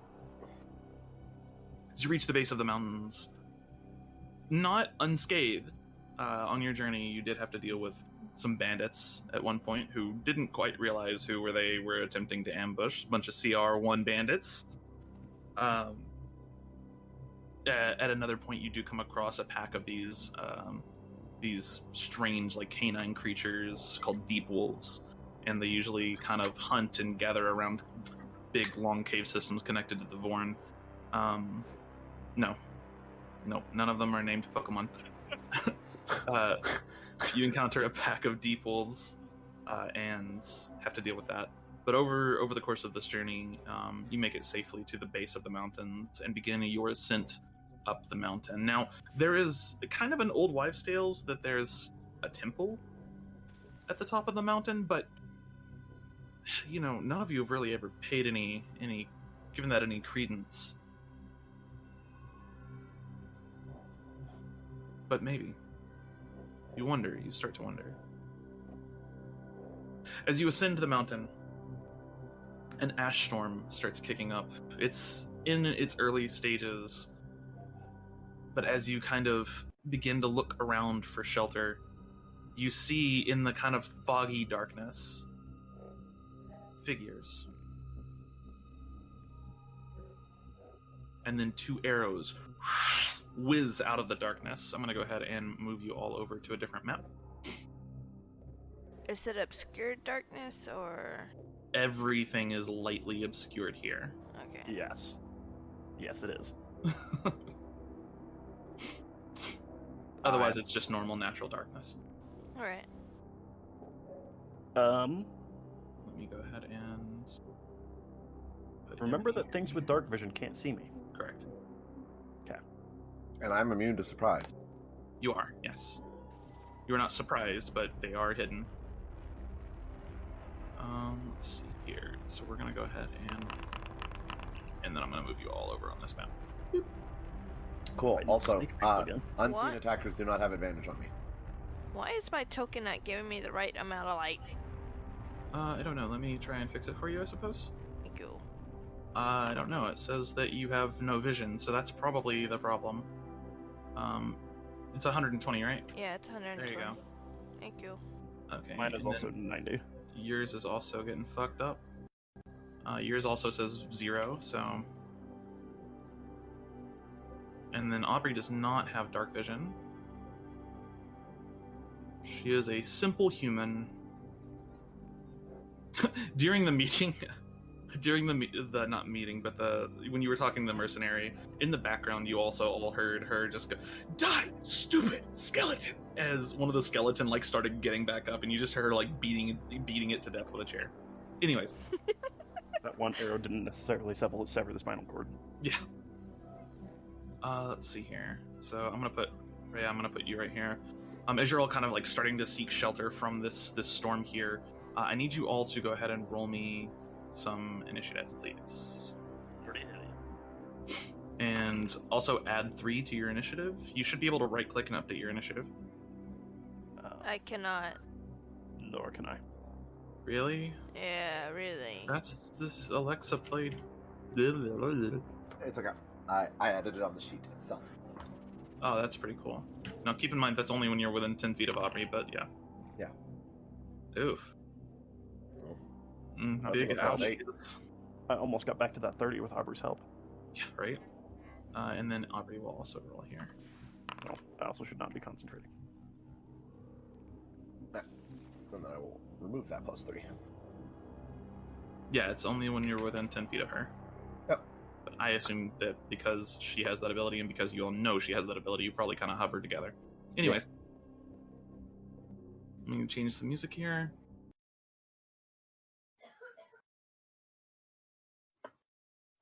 Oop, that's not the right playlist. Alright, there we go. As the arrows sail out of the darkness, I am going to go ahead and make 2 attacks here. These are going to be against the leader of the group, which in this case, I would imagine Y'verna's taking point. Yeah. They don't gain advantage on these, which is Correct. good for you. 12? Nope. 9. Nope. Okay. As you kind of, Spidey sense kicks in, kind of, Samurai Jack style,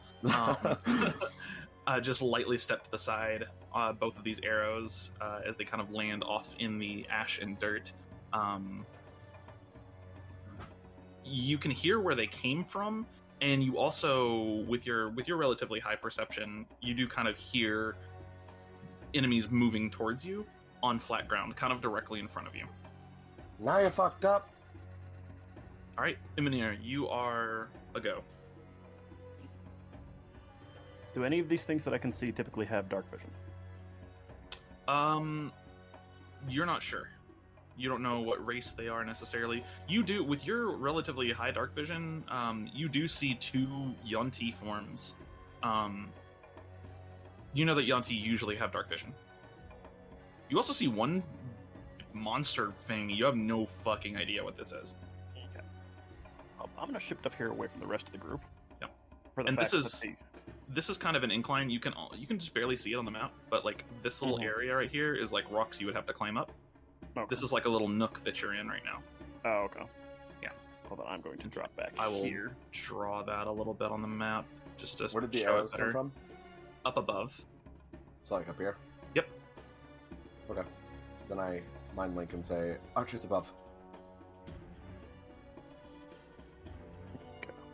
So I've got 2 Yuan-Ti that usually have dark vision. Yes, Yuan-Ti usually have dark vision. I'm gonna roll on that assumption. I'm gonna a bonus action. Hunter's Mark the back one. Draw a line right there too. There I go. Okay. He is Hunter's Mark. Then I'm gonna drop 3 arrows right down his throat. All right, go for it. I return fire. All right, that is a whole bunch of hits. Go ahead and roll me your sneak attack, because you are unseen by him. Yeah, which is 1 each for each attack. No, well, so you're gonna roll Hunter's Oh, it's Mark. only the first one. Right, sneak attack is the first one. So you're gonna roll 2d6 for sneak attack, and then 3d6 for Hunter's Mark. So, Is it 2d6 for sneak attack? oh, sorry, it's only 1d6. Yes, because you're only level 2 rogue. I had it in my head. You were level 3. I got you. So that's the Hunter's Mark and that, and here's Dread Ambusher. Nice. Okay, that's a lot of damage. Yeah. That is going to be 8 and 9 and 7, and then 5, 12, and 6. Jesus Christ. Another 23 points of damage. This guy is barely left standing as arrows just pincushion this dude. You just hear him kind of cry out and just drop to one knee for a second. He's still alive, but kind of barely. Has been returned. Jesus. All right. That is the end of your turn, Emonir. It is this archer's turn. She is going to kind of reposition herself up here. Return to Cinder.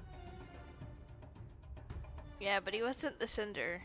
They were. The only one she has a really good shot on right now is you, Freya. So she's going to go ahead and she's going to use a bonus action to activate Archer's Eye. And then she is going to shoot twice against you. So that's a 10 and a 17. 17 just hit. Okay, and then Archer's Eye is going to trigger. And that will be a total of 13 points of damage to you. As an arrow just kind of grazes you. Just to roll nobody else. I just kind of look at it. Ow. Another archer here. She's going to get right here, and she's going to take a shot. In this case, she's going to take a shot against Y'verna. Neat. Archer's Eye, and then 2 attacks. Nope, 16 and 14. Okay. Now, I would have been able to see where those come from, so I can now see them, correct? Yeah, you, keep in mind they are kind of up every... Let's see here. So that would be 10... They are... One of them is about 20 feet up, this one over here. And then this one is about 30 feet up. Okay. So, depending on your angle, you can see them, yeah. You are shooting from the low ground, though, so kind of hard sometimes. Alright. It is the Yuan-Ti's turn, and not the half-dead Yuan-Ti, and he is going to just continue doing his thing. How much movement do Yuan-Ti have? 30 feet, so he's got to...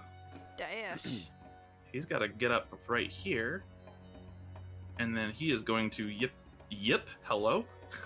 Yippity doo dah. He's gonna whip out his longbow, and then he's gonna take 2 shots against Y'verna. Just a blind girl, nobody loves me. Nope. Okay. Nope. Nope. All right. Freya, it's now your turn. Yeah, Freya's gonna bonus action, do a longbow and step back and return the arrows. This is just fucking arrows everywhere. Fuck you. Okay, and you're shooting at the one that shot at you? Yep. Okay, gotcha. Stepping back. Yeah, she does not have cover from you at that angle. 17 does hit, 12 does not. Okay. 5 points of damage to her. And then I'm gonna move Hi, here. Bye. Okay. And that's the end of your turn. Yep. It is the half-dead Yonti's turn. He is having a time of it. Woof.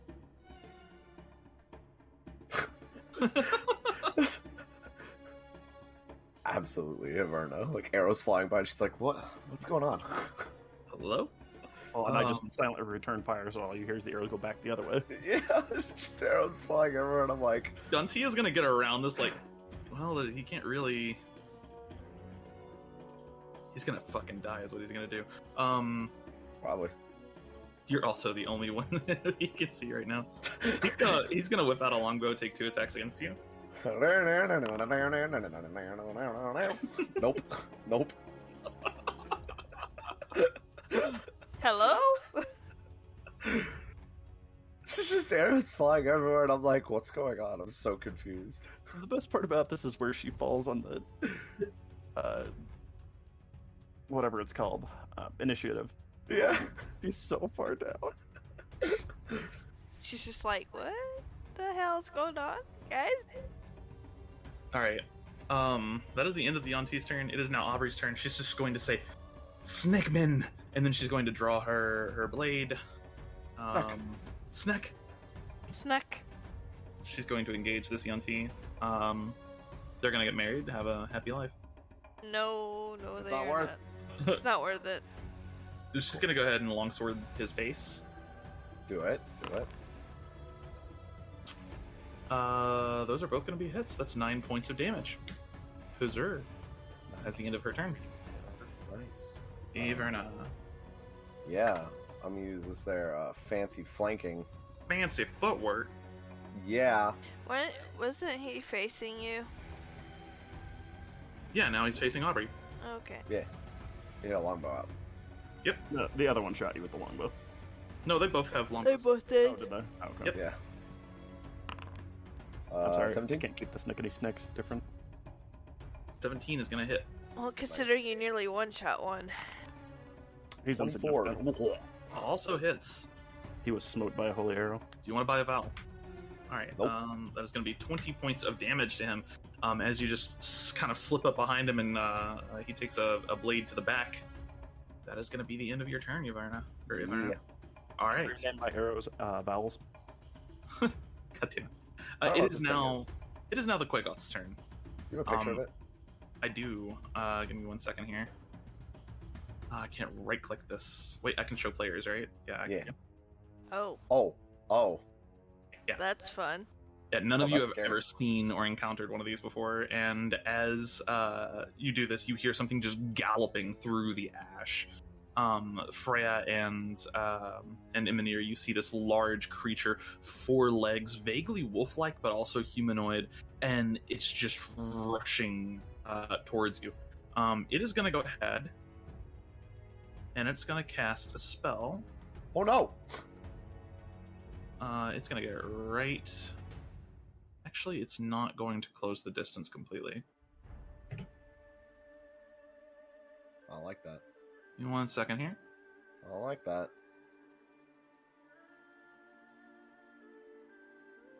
It's not what I wanted to click. Thank you. Jeez.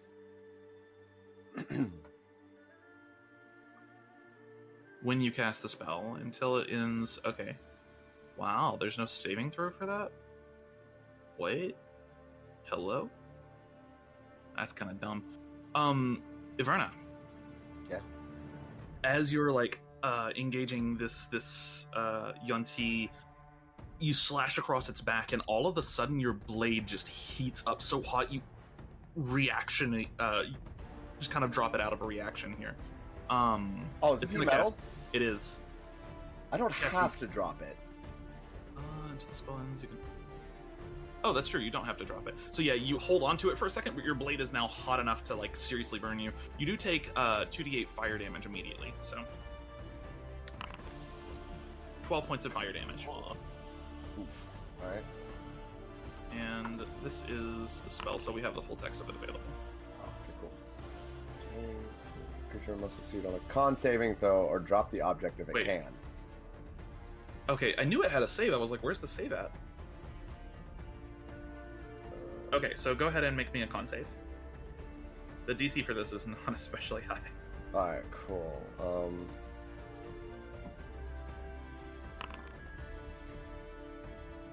Yeah, no, you managed to hold onto your blade. Yeah. Easily. Okay, bonus action on each of your turns to cause it again. Gotcha. So, that is going to be the end of the Quagoth's turn. And it is now Emonir's turn. Yeah. You just hear this, like, howl, and, Y'verna, that's when your blade starts heating up. Cool. Okay. So, I'm gonna do this because I don't know if the new thing can see me or not. You were not sure. Okay. So I would add bonus pretty action hide. comfortable. Okay. Would this be considered climbing to go up here? Yes, it is climbing. You would move at half movement unless you have a feature that says otherwise. I assume because it's my natural terrain that doesn't count. I would say it does. I think so. Don't Is you it- ignore difficult terrain? Yeah, but climbing isn't difficult terrain. That's fair. Okay. For the purposes of this, we'll say that since it's your favorite terrain, yeah, you can ignore it. We'll treat it like it's difficult terrain for now. What's the height up here? All the way up, every kind of like ridge that you see is 10 feet. So So this would be 10 here. Oh god, you can see so far. What the fuck? Yeah, yeah. he has 90 feet of dark vision. Yeah, no. Okay. So this would technically be above this archer then, correct? Yes, it would be slightly. And because of rogue things, I don't move slower while sneaking. Right. So I'm gonna just zip zoopity bop right up top. Okay. And then I'm gonna drop this guy with another arrow. Okay. I assume that 14 hits. Yeah, because you have elven accuracy, so yes, that would hit, and he just drops to the ground. Alright, and then I'm gonna hit the Quagoth with the other one. Okay. 27 definitely hits. Yeah, 11 points of damage. You got a good hit on it, and like an arrow just kind of sprouts out of its spine. Basically, it lets out this howl. Whoops. Hold on. Give it that concentrator. There we go. Okay. Well. Alright, dickhead. So, question. Mm-hmm. And maybe I'm misreading this. Okay. Actually, never mind. I was going to ask. Well, I guess I should still ask. So, Baradin's Blade says the sword's on your person. You can call on its luck. No action required to reroll one attack roll, ability check, or saving throw you dislike. It doesn't say it has to be mine. That's correct. So it can be anyone's? It can be anyone's. Cool. Good to know. Yep. It is. It is. You're able to influence the rolls of others through the luck that Baradin's Blade provides. Cool. All right. Oh. Mm-hmm. All right, and Y'verna, is that the end of your turn? Yes. Okay. It is this archer's turn. She's just like, wait, where'd that arrow come from? Turns around. Technically, she can't see you right now. That's how I want it. Some Batman shit going on here. You're like, fucking, you're 35 feet from her, and she is blind to you, even though she can see in darkness. Mm-hmm. And I also managed to scale, 60 feet of height in...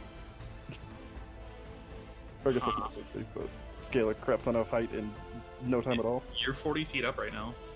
You have a disgusting comp. It kind of, yeah. She's gonna go ahead and continue her... Actually, her target is kind of hard to hit from here. I would give Freya cover for this angle. Yeah. Ah, goddamn. She's gonna try to attack you anyway, but you have a +2 to your AC. Awesome. That means I have 19. Yeah, neither of those hit. Alright, that's the end of her turn. This archer is... She's gonna go ahead and she's gonna make attacks against Y'verna. 20? Nope. Ooh. Okay. 21 AC. Jesus. Okay. Yonti Malison, it is surrounded by enemies. Aubrey has to make a wisdom saving throw as it says, flee for your lives.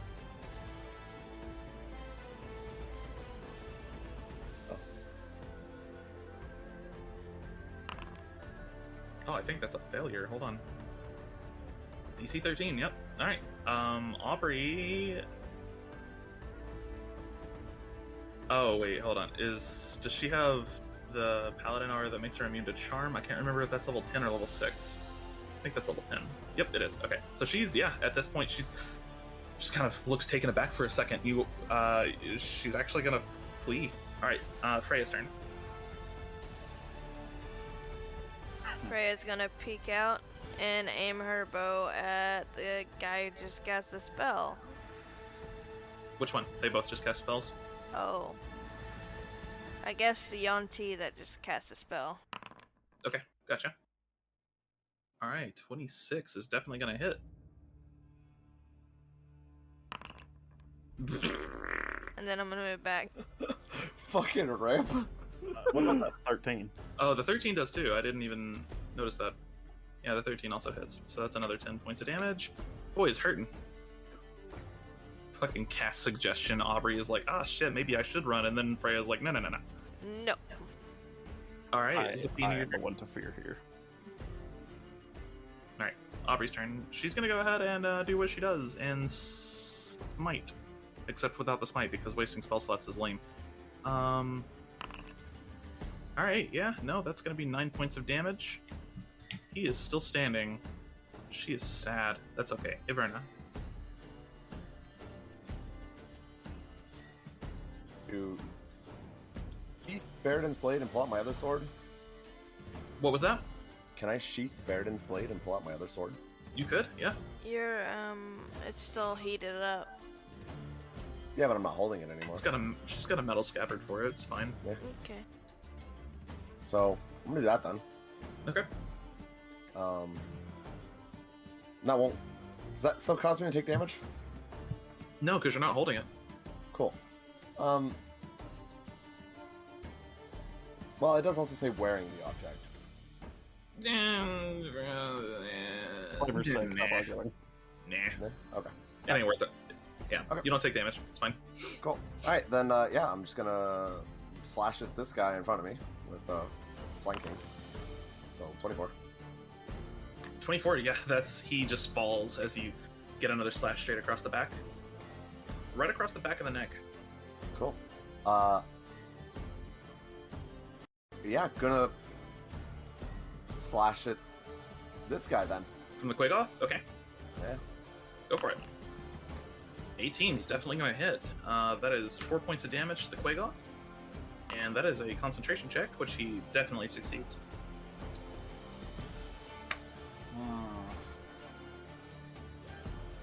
Let's see here.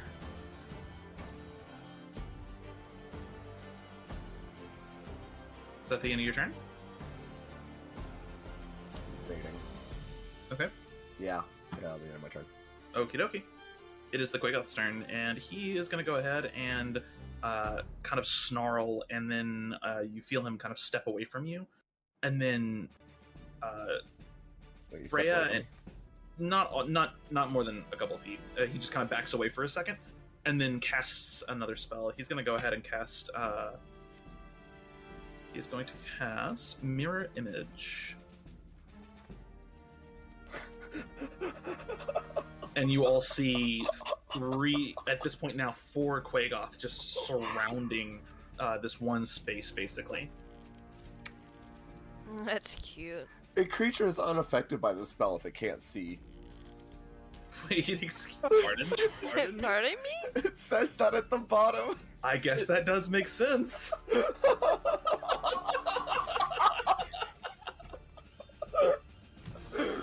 Oh my Damn it. God. Wake up when Lucia can't see. I mean, yeah, that's true. It also doesn't really have the intelligence to make that connection. So it just knows what it's been successful with in the past, man. Such as blind sight. Oh my god. Oh my lord. Okay, that's fucking crazy. Emonir, it's now your turn. Alright, bonus action, I'm gonna move my hunter's mark to this bitch. Okay. And she gets 1. All right. You are technically an unseen attacker, so you do have advantage. That is a 23. 10 points of damage. And there's the sneak attack. Total. Well, and then roll Hunter's Mark. 18 total damage. She's still standing. Oh yeah, absolutely. And she gets another one. 15 is gonna hit. 13, and then roll me a d6. 14 points of damage. She's still standing. She's pretty hurt. But she's now like actively searching for you. She's like, what the fuck is going on? Some boogeyman shit. Is this John Wick out there? Alright. Is that the end of your turn? Yeah, I think I'm good. Okay. Technically invisible, so. She's confused and concerned. She's gonna fire 2 shots in your direction. She can't see you, so they're at disadvantage. 10? Nope. 9. Nope. Alright, this archer is oblivious to the plight of the other archer for now. She's gonna go ahead and she's gonna fire 2 longbow attacks down at Y'verna. God damn it. Nope. Freya. Poor archer. Nope, and noper. Freya's gonna step back and shoot at this archer. Okay.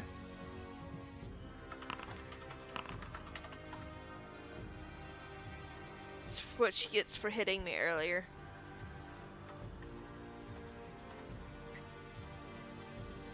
Let's see. Okay. And that's the archer up top. Yeah.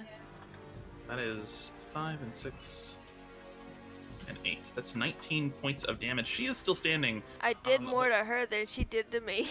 It's true. And now she's just kind of gasping as an arrow strikes her in the chest. She's alive, but just. Well, Freya also relies on dark vision, right? I have dark vision that literally makes me be able to see as she the doesn't- plane. It's not dark vision, it's devil's sight, so I don't think your feature would affect devil's sight. I'll do some research on that later. It wouldn't, because I'd see color. Yeah, more curiosity's sake of, would she be confused by the archer's sudden bleeding? I don't think she would. I think she can see you, I'm pretty sure. Because Because her dark vision is like weird witch bullshit. Yeah, you. Gotcha. What your dark vision's up to that point, and then you Freya. see everything as normal. Freya, is that the end of your turn? Yeah. Okay. I mean, what else am I gonna Aubrey's do? turn. I don't know, I asked you to make sure. Aubrey is... None of y'all have taken any damage. She's just gonna walk up and smack this thing. Wow. So it has 11 AC. So I guess with the first one, it has to roll a d20. This poor thing. Yeah. If you have 3 duplicates, 6 or higher. Okay, and then the second one is, I think, 11 or higher. Okay, so Wow. two duplicates just vanish, and it's now just this one thing and its duplicate left. Alright. That is the end of Aubrey's turn. Y'verna. Alright, question. Can I get around it and get flanking? Yeah. Cool. I'm assuming my other sword is still very much heated, right? Yes. Cool. So 18. Okay, and that is definitely gonna hit. 9 points of damage. 23. And then 8 points of damage. Mm. Damn. It's still going. Alright, is that the end of your turn? Yeah, it's my turn. Alright. Jesus fucking Christ. Oh no, mirror image is not working. It's like, what the hell? Yeah, so this thing is gonna go ahead and it's going to activate its Wounded Fury. Okay. Wowzers, that's pretty scary. If only it actually would hit anything. It's gonna go ahead and try to maul Aubrey. I'm going to use Sentinel and take an attack of opportunity on it. Oh my great Ghibli Goobers.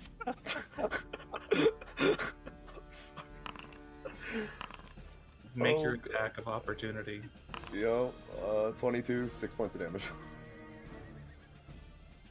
6 is its HP. Oh!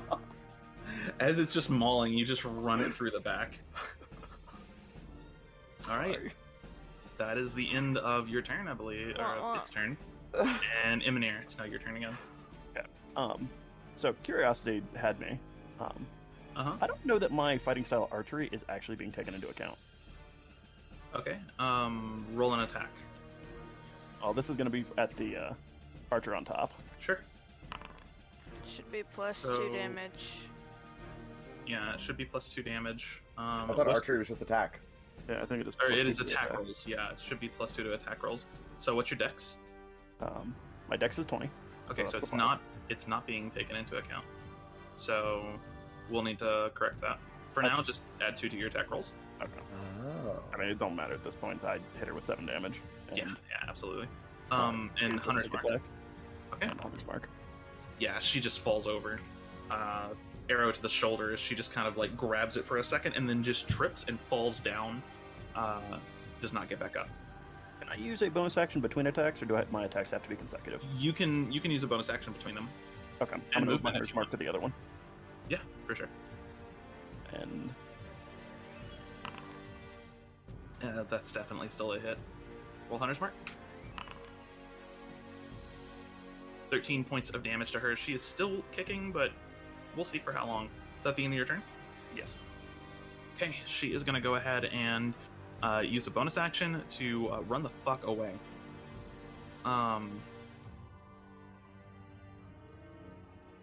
We ain't taking any bitches or prisoners. She's going to jump down rather than climb. She will take 1d6 damage. Okay, 1 point of damage. And she is going to run the fuck away. That would technically put her in that space, wouldn't it? I don't have an reaction. Ah, excellent. Brute does. So she still has 25 feet of movement. Aubrey will take an attack of opportunity. She does not have Sentinel, though.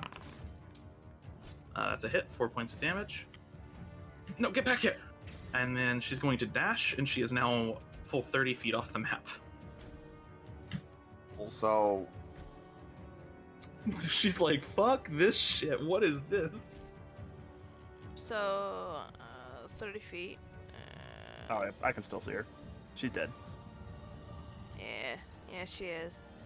she is, because I can catch her, and then if she tries to run again, I have Sentinel. Oh no. I could Oh, dash as a no. bonus action. I can catch her too. Do you and I have an established mental link currently, Ara? We're too far away. Are we? Yep. Oh, is it 60 feet? Oh, you're just wait, within it's it. 70. Right. We do. Correct. As Right, she's running because- away, I'm going to ask you if we're taking prisoners this time. I don't think so. Okay. Yeah, she's just sprinting now. She is dipset. Freya. Let's see, you said she is 30 feet this way? I mean, I guess we could. Where at? You said no. Just 30 feet off the map. We're dead. 30 feet off the map? Yeah. What's the distance it would take me to get to her? I mean, it'd take you 45 feet. Okay, I'm gonna dash as a bonus action, take out my sword, and start stabbing her. Okay. Because she's trying to run. Yeah, those are gonna hit. That is 16 points of damage. And I get in front of her. Like, nope. Okay. At the end of your turn. Aubrey, is going to, she does not have command prepared. Big Rippy.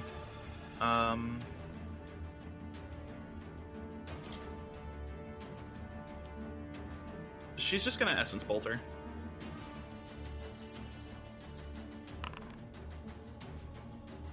That is a miss. Alright, Y'verna. Cool, yeah. So I'm gonna sheath my sword and then pull out Baradin's blade again, and I'm gonna dash up to her. Alright. Your blade's still cooling down. It's not hot enough to burn you anymore, though. But it's Yeah. still very warm. It's nice. Fills the cold void of my soul. Huh. Fleeting. Whistle. That's my turn. Oh, okay. Emonir.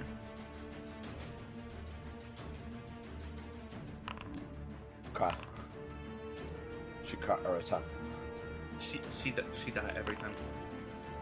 Yeah, so that's 18. That's 30 damage. Oh, I roll 3d6. Oh, That's sneak attack. right. Yeah. So, Emonir, 2 arrows loose as they sail across. One of them, as Freya lands a hit against her, she bounces back, and the arrow just kind of collides with basically right at the base of her neck, right at the base of her skull, the back of her head, and she just collapses.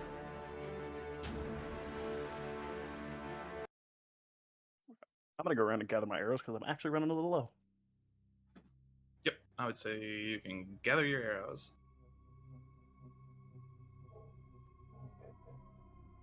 As you continue up the mountain, careful to avoid any traps that have been laid, you aren't ambushed again. You eventually find yourselves walking precariously on the edge of the mountain. A small road seems to have been carved out from it. This was obviously not a natural structure. There must be something up ahead. Yeah, for real. As the path widens, you see a set of stairs leading upwards. You must be near the peak now. The air is thin. It's getting a little hard to breathe. Ash is mixing with snow. You see what looks like a small stream streaming down from the peak of the mountain, still high above you at this point. And it runs along this kind of narrow path that's been created. And you see a small bridge over the stream. And standing on this bridge, you see a figure. Standing in at almost 7 feet tall. A broad-shouldered dragonborn blocks your path. Blue scales glinting in moonlight. Councilman Sharesh awaits you. You see 2 hooded figures standing not far behind him. As he draws his broadsword, he confronts you. They told me you were coming. They told me you'd be fast. But I see you now. Pathetic. Artis had no place giving you the location of Arcadia. I fought about it. So, are you telling me that he couldn't tell his own daughter? Fuck you. He looks you up and down twice. You are unimportant. Insignificant. No, you.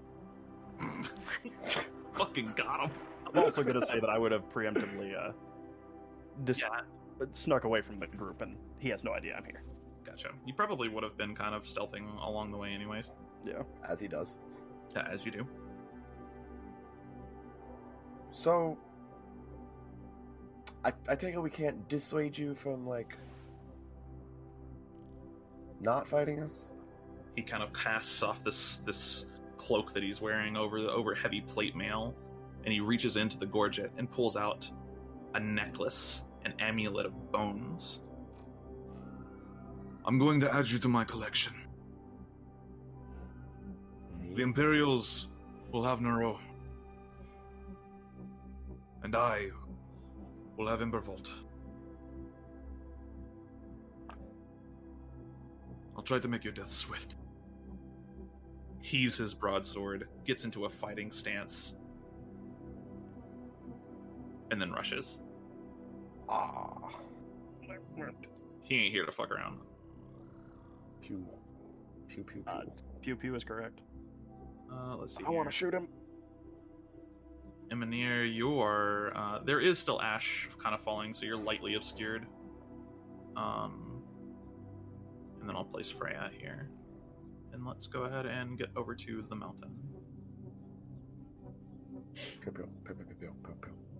Pew, pew, pew, pew, pew, pew. Pew. I assume. Okay. Is it still dark? It is still dark. You're all in moonlight right now. So no one with dark vision can see me. Right. So, I realize this is a Dragonborn, and like this is just like a neck flap or something, like some skin. But zoomed out, it looked like that was a mouth, and the top of the Dragonborn head was actually like a just a turtle. mask. Yeah, It looks like a headdress.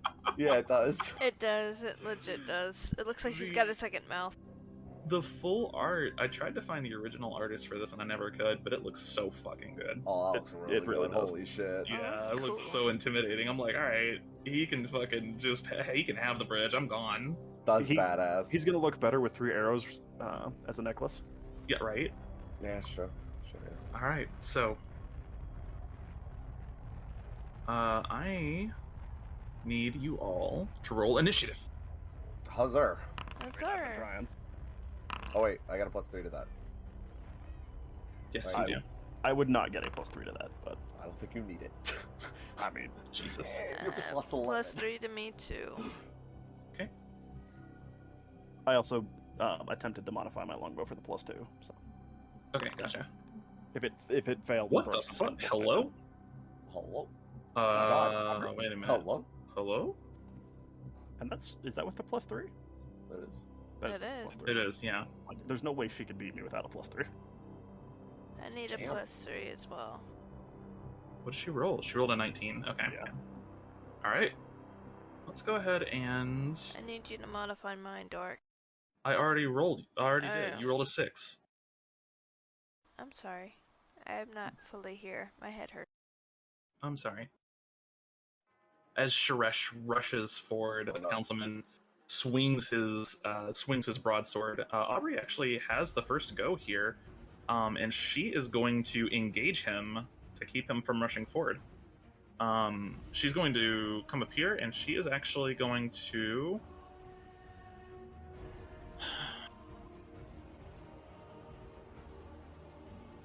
Oh, I see what happened. Her prepared spells got reset. Okay, that's why she doesn't have that shit prepared. That's annoying. Okay. She's gonna cast Shield of Faith on herself,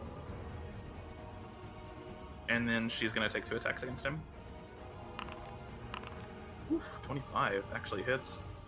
6 points of damage to him, and she now has Shield of Faith on herself, +2 to AC. Emonir. Do Dragonborn usually have dark vision? They do not. Okay. I will note, you do see Sharesh is... He has an aura about him, especially with your really keen vision. You're not sure what it is, but he's glowing slightly. Okay. Alright, Okay. Alright, so I'm pre-stealthed, so I'm gonna do the thing. Okay. Okay, he is marked. I'm actually not gonna put it on him, I'm gonna put him on this guy. Oh, okay, gotcha. I'm so glad we're in the same mind right now. And he's going to get the first arrow, Oh, yeah, that's definitely gonna hit. 12 points of damage. and then I will add the hunter's mark and the sneak attack. That is 20 points of damage. Yeah, he's hurting. Yeah, I can tell. Alright, we're gonna follow arrow number 1 up with arrow number 2. That is gonna hit. Okay, yeah.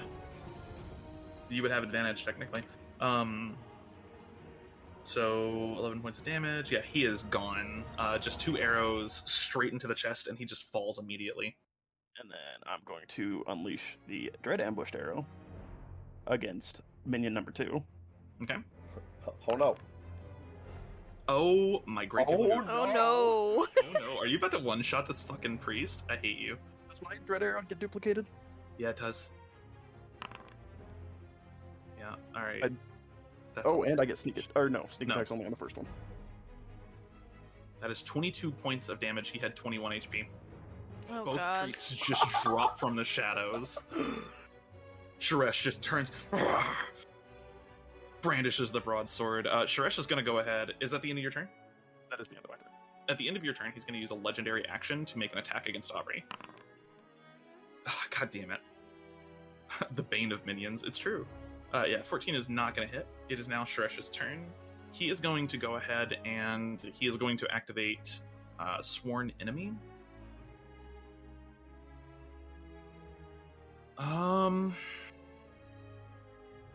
God damn it.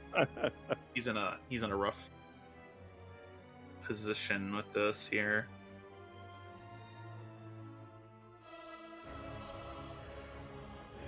Because he has... What's his movement? Okay, it's pretty good. He can get to you, he can get to you. He doesn't know you're there.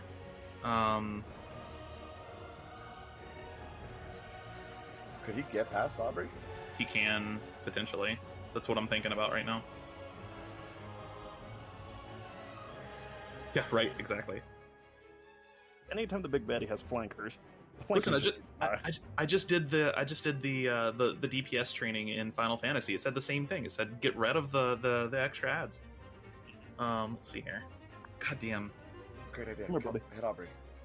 he's in a really tough spot right now. He has two choices to make. Hit Aubrey. He's gonna make a shove attack against Aubrey. So that is strength, or technically it's athletics. Okay, and Oh my god, you can do it, Aubrey, I believe. she is pretty strong, but not like that strong. No, she is proficient in athletics though. So okay. I'm yeah. gonna use Baradin's Blade. On her athletics check. Yeah. Oh god. Okay, here we go. It lets her reroll, right? Yeah. No. My god. He is shoved 5 feet backwards, and then that's he is gross. going to. He just rushes you down, Freya. Yep. She's gonna take an attack of opportunity. Motherfucker! What is happening? I cursed her. Oh no. Baradin's Blade is actually a curse. Okay, that was one of his attacks. He is going to make his remaining 2 attacks against you, Freya. Yay. Hit me, bitch. 20. Yes, that hits, but guess what? What? 1 second. Let me think it. Okay, sure. Make a wisdom save, you fucking bitch. Oh. Okay. Yep, sure, he does. Okay. He's gonna make another attack against you. Mm-hmm. That one does not hit, so only the first one hits. That's 20 points of damage. Okay, 20. He rolled 20 on both of those. Why does he roll 2d6? Freya just chuckles at him. That tickles. You'll find out later. Okay. Yep. All right. Well- That is the end of Sharesh's turn. Y'verna. Neat. Well, Ah, I he was gonna do. forgot.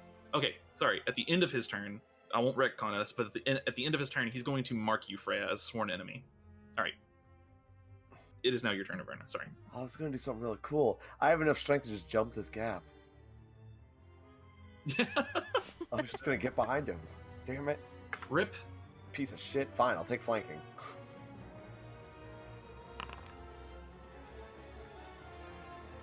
Damn, nice. Okay, both of those hit. That is 12 points of damage.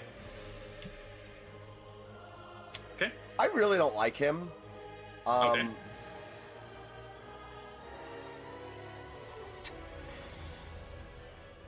Yeah. Is that at the end of your turn? No, Oh, an action surge. Nice. That's 27. Alright, that is 13 points of damage, and you have another attack. 25. 25, that is another 18 points of damage. Oh, I almost typed in 48. That's not the right number. Another 18 points of damage to Sharesh, and he's tough. He's taking these hits in stride. Is that the end of your turn? Yeah, it's the end of my turn. Alright.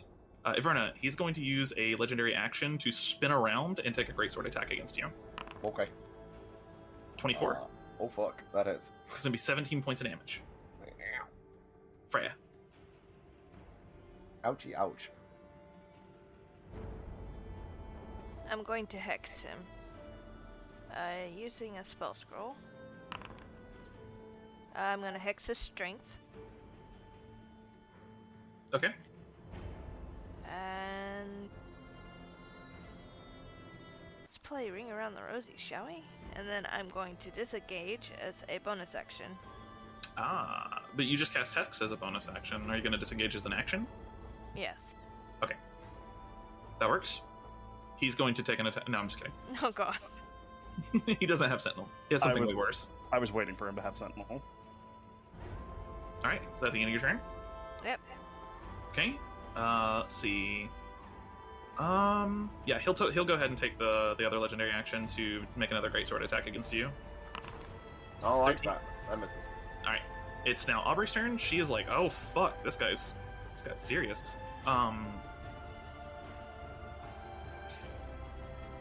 Man.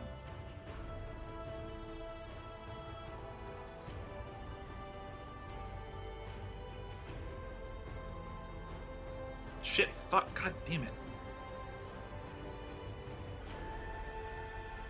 Yeah, I guess she's just gonna go ahead and do her thing, her normal thing here. She's gonna get right here.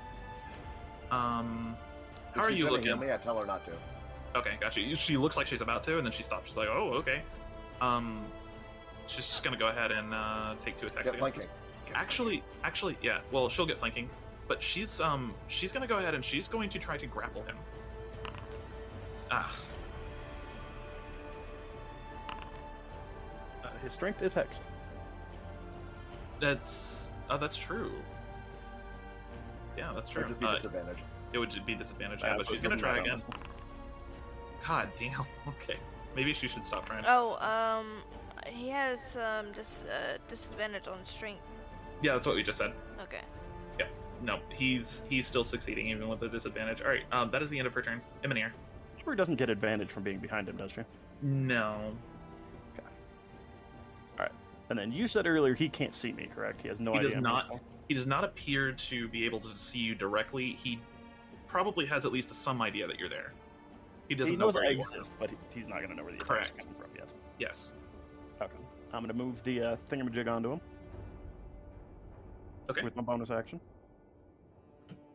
Alrighty. And then... Oh. And Freya, I'm going to mark you as well. And then I'm going to pepper him. 28, 24. You're 28 and 24. Both of those are going to hit. That's 16 points of damage. And then... Ooh. Fucking 31 points of damage. Not bad. Not bad at all. He's actually kind of hurting now. Alright, is that the end of your turn? Yes. Damn. Pretty good there. Okay, that is going to be the end of your turn. He does not have another legendary, so Shresh's turn. He is going to go ahead. He's going to use Second Wind as a bonus action. So he will regenerate 20 HP. Perfect. Is it just a flat 20? Yeah, it's just flat 20 for NPCs. Alright. And So then... didn't undo my damage. Yeah. And then...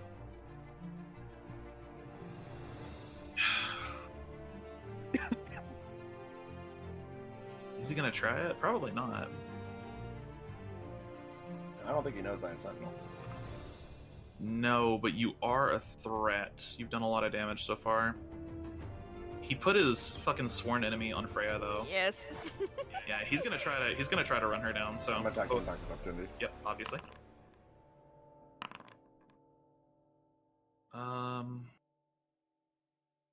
Here's the $1 million question: does flanking still take an effect? Because he has to leave. No, because he has to leave your reach. So you would not have flanking here. Mm-hmm. That sucks. Okay. Yeah, Aubrey, he's gonna in for you. You are sworn enemy. Yep, He has advantage on. I'm sorry, I don't know why I said Aubrey. He has advantage on all attacks against you. Okay.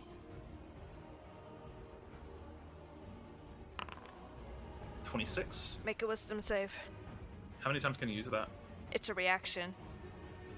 What? Yeah. Hello? Alright. Wow, that's fucking Now nuts. he has straight rolls. Straight rolls on the next two. Nice. Doesn't matter. Okay.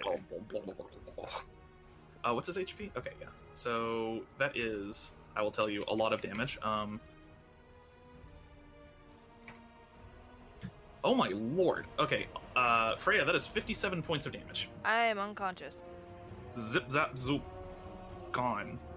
That is going to be the end of Sharesh's turn as he just rushes you down. Y'verna, it's now your turn. Well, this is not ideal. This ain't great. No, it's not. Okay, I'm gonna get here. Is flanking off a corpse? No. No. I mean, even if he's in the process of stabbing said corpse? No. The corpse is not engaging him. I'm going to give her a greater potion of healing. Yay. Okay, that's your action to feed it to somebody. Yep. Okay. Freya, you are conscious with 17 health. And then, what did that? I was 15 feet. Okay, cool. As my bonus action, I'm going to use Second Wind. Okay. And I'm going to move back here. That will be my turn. Nice. Gotcha. Freya, you are conscious. You briefly just lose consciousness for a split second.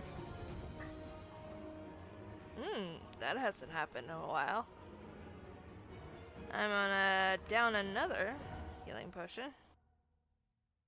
Whee! Whoa! Well, at least you're a challenge. I'm gonna hold person on him. Okay. Oh shit. He is gonna use Indomitable and re-roll that. Motherfucker. Eat Let shit. me read something about Indomitable. Hold on. You have to use the new roll. You have to use the new roll, don't you? But can you use Indomitable on the new roll? I don't think so. Alright. He is paralyzed.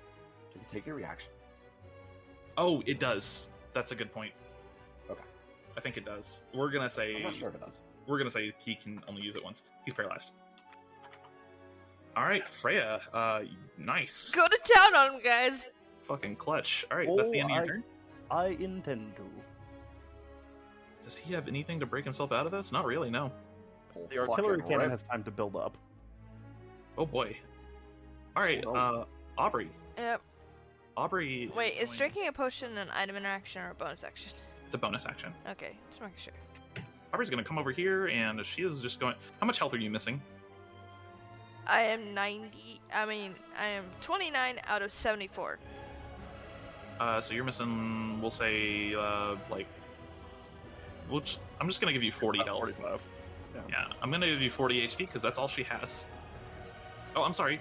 She only has 35, so plus 35. Oh, she didn't have to give it all to me, but okay. She's gonna give it all for now. She has Cure Wounds as well later on if she needs it. As do Just- I if I'd really need it. This is just like a really more efficient method for right now. Quick recovery. Alright, that's gonna be the end of Aubrey's turn. Actually, no, it's not. She's going to cast Shield of Faith on Y'verna this time. So, Y'verna, you have a +2 to your AC, as long as that remains. 23 AC. Yep. Consume another spell slot, and that's the end of her turn. Emonir. Okay. So, we're going to start this up with a bonus action. Yes. I'm going to apply poison. Okay. Oh, no. So, I'm adding my Orc's Bane to 3 of my arrows. Which is 2 additional d6 Oh, no. per attack. Have fun. Um, Oh, that's gonna be nasty. Poison doesn't Wait, crit, they right? auto-crit anyway.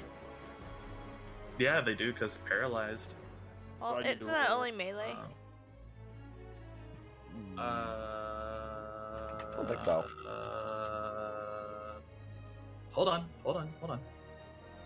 Oh, it is. Within 5 feet, yeah, it's only melee, so they don't auto-crit. Fun fact. When the arrows hit him, they're technically within 5 feet. Oh my lord. In theory, yes. The first one did crit, yes. You Yeah, did the first one get, did, so- you do get Okay. double sneak attack. Yeah. Double sneak attack, and then And Hunter's Mark. is it double hunter's mark or just single? Yes. Okay, so that first attack is 4 alone. Or no, it's 6. So it's double sneak attack, which would be 2d6, and then double hunter's mark, which would be another 2d6, and then another 2d6 from the orc's bane poison, which would make it 66. Does he have to con save for the poison? He does, yeah. Let me go ahead and make that. He has insane con, so he's probably going to save. I will do the 4 separately, and then I'll do the poison after. Does it? He just makes it. Okay. Is there any kind of disadvantage from being paralyzed? No, not for con. Okay. So he'll take half damage from the 2d6. So do the 4 separately, and then 2d6. There's that. There's the first poison. Oh my lord. Okay, then the second one is what? Just one hunter's mark and 2 more d6? Yes. Does he need a second con save for the second hit? He has to save again, yeah. Okay. So that's the hunter's mark. 9 plus 3 That's the other one. plus, and then we'll see if that's either a 4 or an 8. That's an 8. That is 59 points of damage. That is a lot of fucking health. Holy shit. When I said artillery, I meant it. Oh my god. 59 points of damage to this guy. Now an As action he surge, I'm gonna do it again. right? He's just stunned. Wait. Ah, damn. Freya, quick, throw your blade at Emonir. You want me to? I will.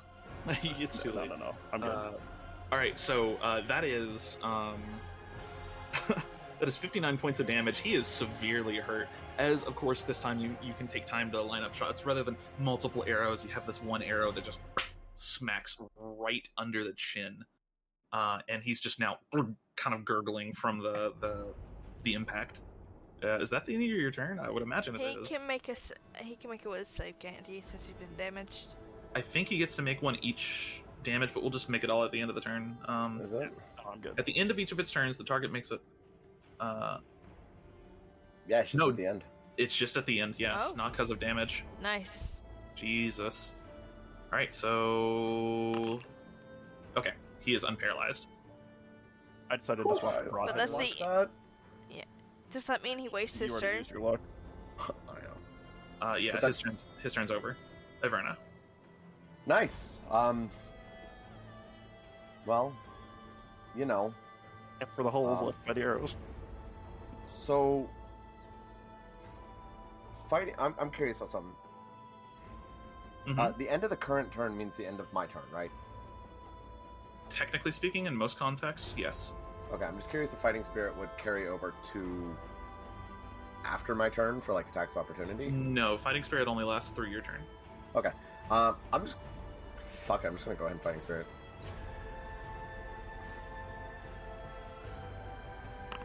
And make 2 attacks with advantage. Blech.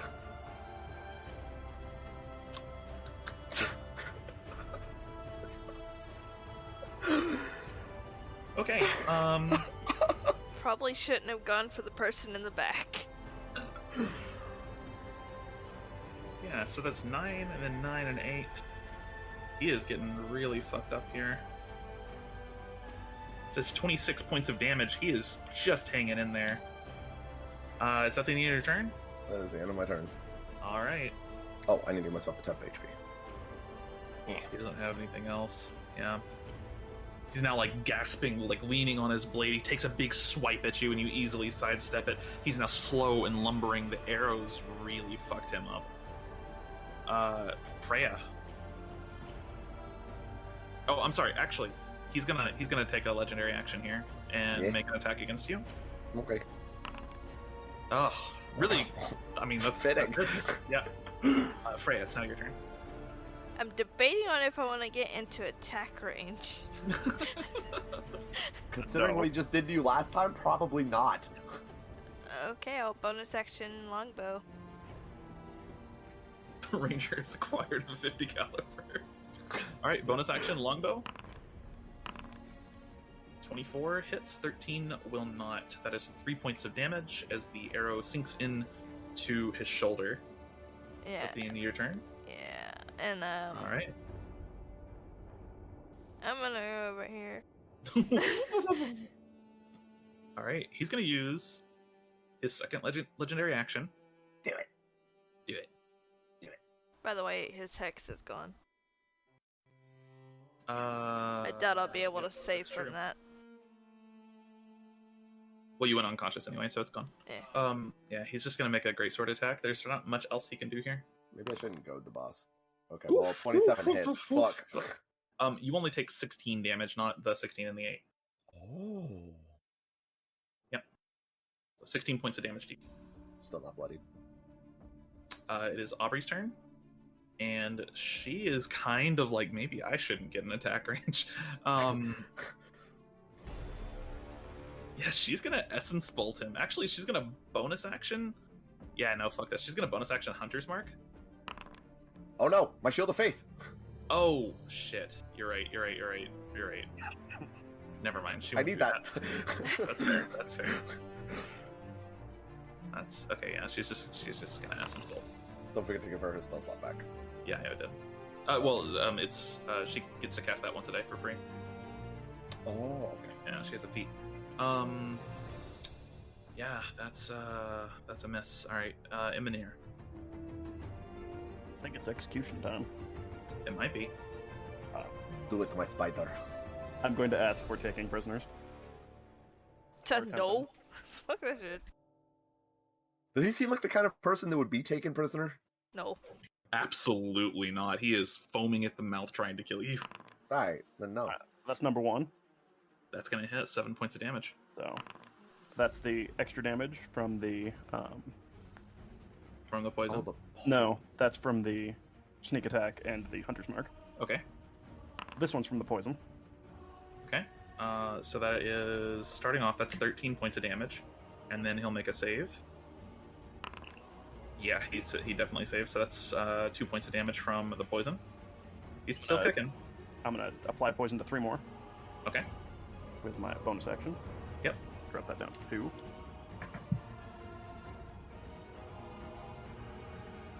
Do you kill him on his next attack? And then I'm gonna hit him with. If it hits, yes. It hits. Just go ahead and roll your poison damage and your hunter's mark. Oh. It's fine. We'll treat Just take the 2 out of that one. Yeah. Well, yep. Okay. Does he does need to make a save here? Yes, he does. Oh my god. Oh my god. That's a success. I think he's still alive. 9 plus 2 plus Wouldn't that be 1? 3. No, because I'm just taking the first roll, which was a 2. Is it round up or round down? Oh, I thought the poison was the first one. Okay, so the 2d6 was sneak attack and hunter's mark. Yeah, the first one was, yes. Right. So Okay. sneak attack doesn't get applied, so I'm just taking the first roll there. Okay, That's I Hunter's Mark. had them mixed up. Yeah. I got you. So that's 14 points of damage. He's still alive. Hold. 11. But that's my question. Is it round up or round down? Because if it's round up, that would be 4 points. D&D always rounds down.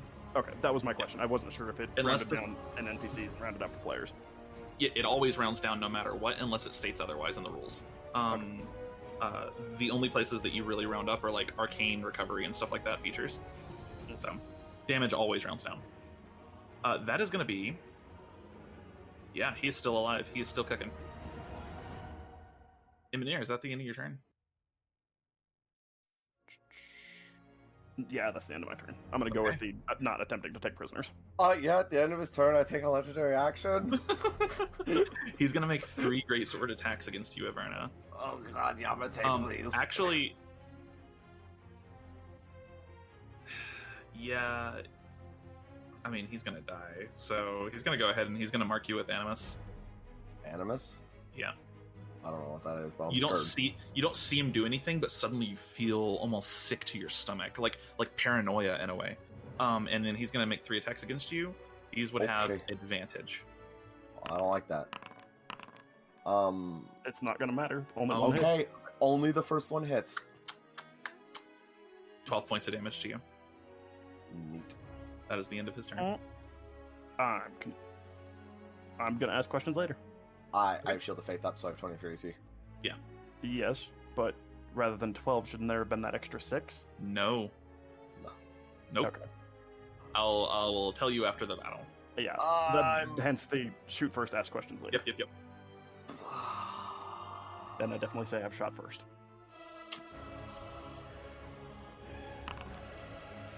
19? Oh, wait, no, not 19. Sorry, that'd be 11. 11 does not hit. Fuck. Oh Shit. my god. Does not hit. Alright. Is that the end of your turn? I guess so, yes. Legendary action, making an attack. Fuck. That misses. Oh. Freya. Yeah, Freya's gonna bonus action dodge, drop her, No, watch you all miss for an entire round. and then Oh my god. I got advantage. I'm flanking, bitch. Oh yeah, you do. Yeah. Okay. So that I can actually finish him off like I wanted to. She zips in behind him and just stabs him. Just like rushes up and leaps into the air. There's already like arrows all around him, and you just take Itavir and slam it down into him. Yeah, that is it. He falls to one knee, and then the party may finish him off as they see fit. He had 1 health, didn't he? He did. I'm He like, had 1 HP. He had 15 HP, and you hit him for 14. That's why I was so focused on the save. I was like, oh my god. Oh, poor guy. As he falls, he rips the necklace from the gorget, tries to take another swipe. The greatsword just falls out of his hand as he's too weak to hold it. He holds the necklace in his hand, and he says, "The Imperials will return to this land, and it will be whole again." Nope! And I run him through. Freya just twists when she does that. Lets out one final breath as he falls to the ground, motionless. You should have plucked the arrow from his throat and let him bleed out that way. Ow. I don't think Ara's that type of person in this game. I'm not. He still ran him through mid-speech. It's not really much different. I mean, would you want to listen to the Imperials will return and we will make this place whole again? Do you want to listen to No. that? I almost had him yell Stormcloaks. Anyways. Oh my god. No. Oh my god, is this just Skyrim? No. Are we the Nords? Skyrim belongs to the Nords. It is a barren wasteland. Who would want it? Skyrim's not a barren wasteland. It's a beautiful tundra. It is. I would like to check his ass for a specialized bow of any form. Okay, yeah, you're looking him over. He doesn't have any bows on him. He does have a really hefty, very fancy broadsword. But as you're like looking him over, you do see that the necklace does have a little bit of a glow to it. I probably wouldn't wear that just in case. We have no idea what it does, do we? No. Yep. Right now, no. My inner loot goblin wants to take it anyway. Oh, you're free to take it. It's just I wouldn't, Yeah, no, Tune it's to it. definitely going into the butt pouch under the cloak. Into the butt pouch. That's a good one. No one's gonna see it anyway. They can't see me to begin with. Can I strap his greatsword to my back? You can, yeah. It's hefty. Like greatswords normally, in the realm of like 5 or 6 pounds is pretty heavy for a greatsword. This thing probably weighs like 11 pounds. Oh, okay. It's almost not usable. Okay. I'm still gonna take it. Okay. Do I need to add a specific greatsword or just throw It's just add a greatsword. You can mark it as special if you want to. It's heavily engraved. It would probably fetch a pretty hefty price. Greatsword. Cool. I will change the weight of it to 11. There we go. Freya's just over here patching herself up. Wait, what? Oh. Oh yeah. Huh. I guess I'll do that too. Is this a... Okay. Yes. And as you all gather your wits about you and recover from the fight, with Councilman Suresh laying at your feet, wonder what the future holds and look up to the stairs that he was guarding. You see the entrance to some kind of temple. Great. That's where we're going to go ahead and end the session tonight. Oh, it's early. Yeah, I actually managed to keep it to the like kind of generally 3-hour rule this time. Fudge crackers. And next session we will pick up in the Temple of Mount Olbun, discovering what kind of plotting the Blackweather has up their sleeves, and just how they think they're going to accomplish some kind of crazy feat, like maybe teleporting an entire army of Imperials within the city walls. They better hope I can't fit any of those artifacts into my mouth. I would hope you can't fit anything into your mouth. That's well, maybe. I'm talking about like just like a small orb or something. It's true.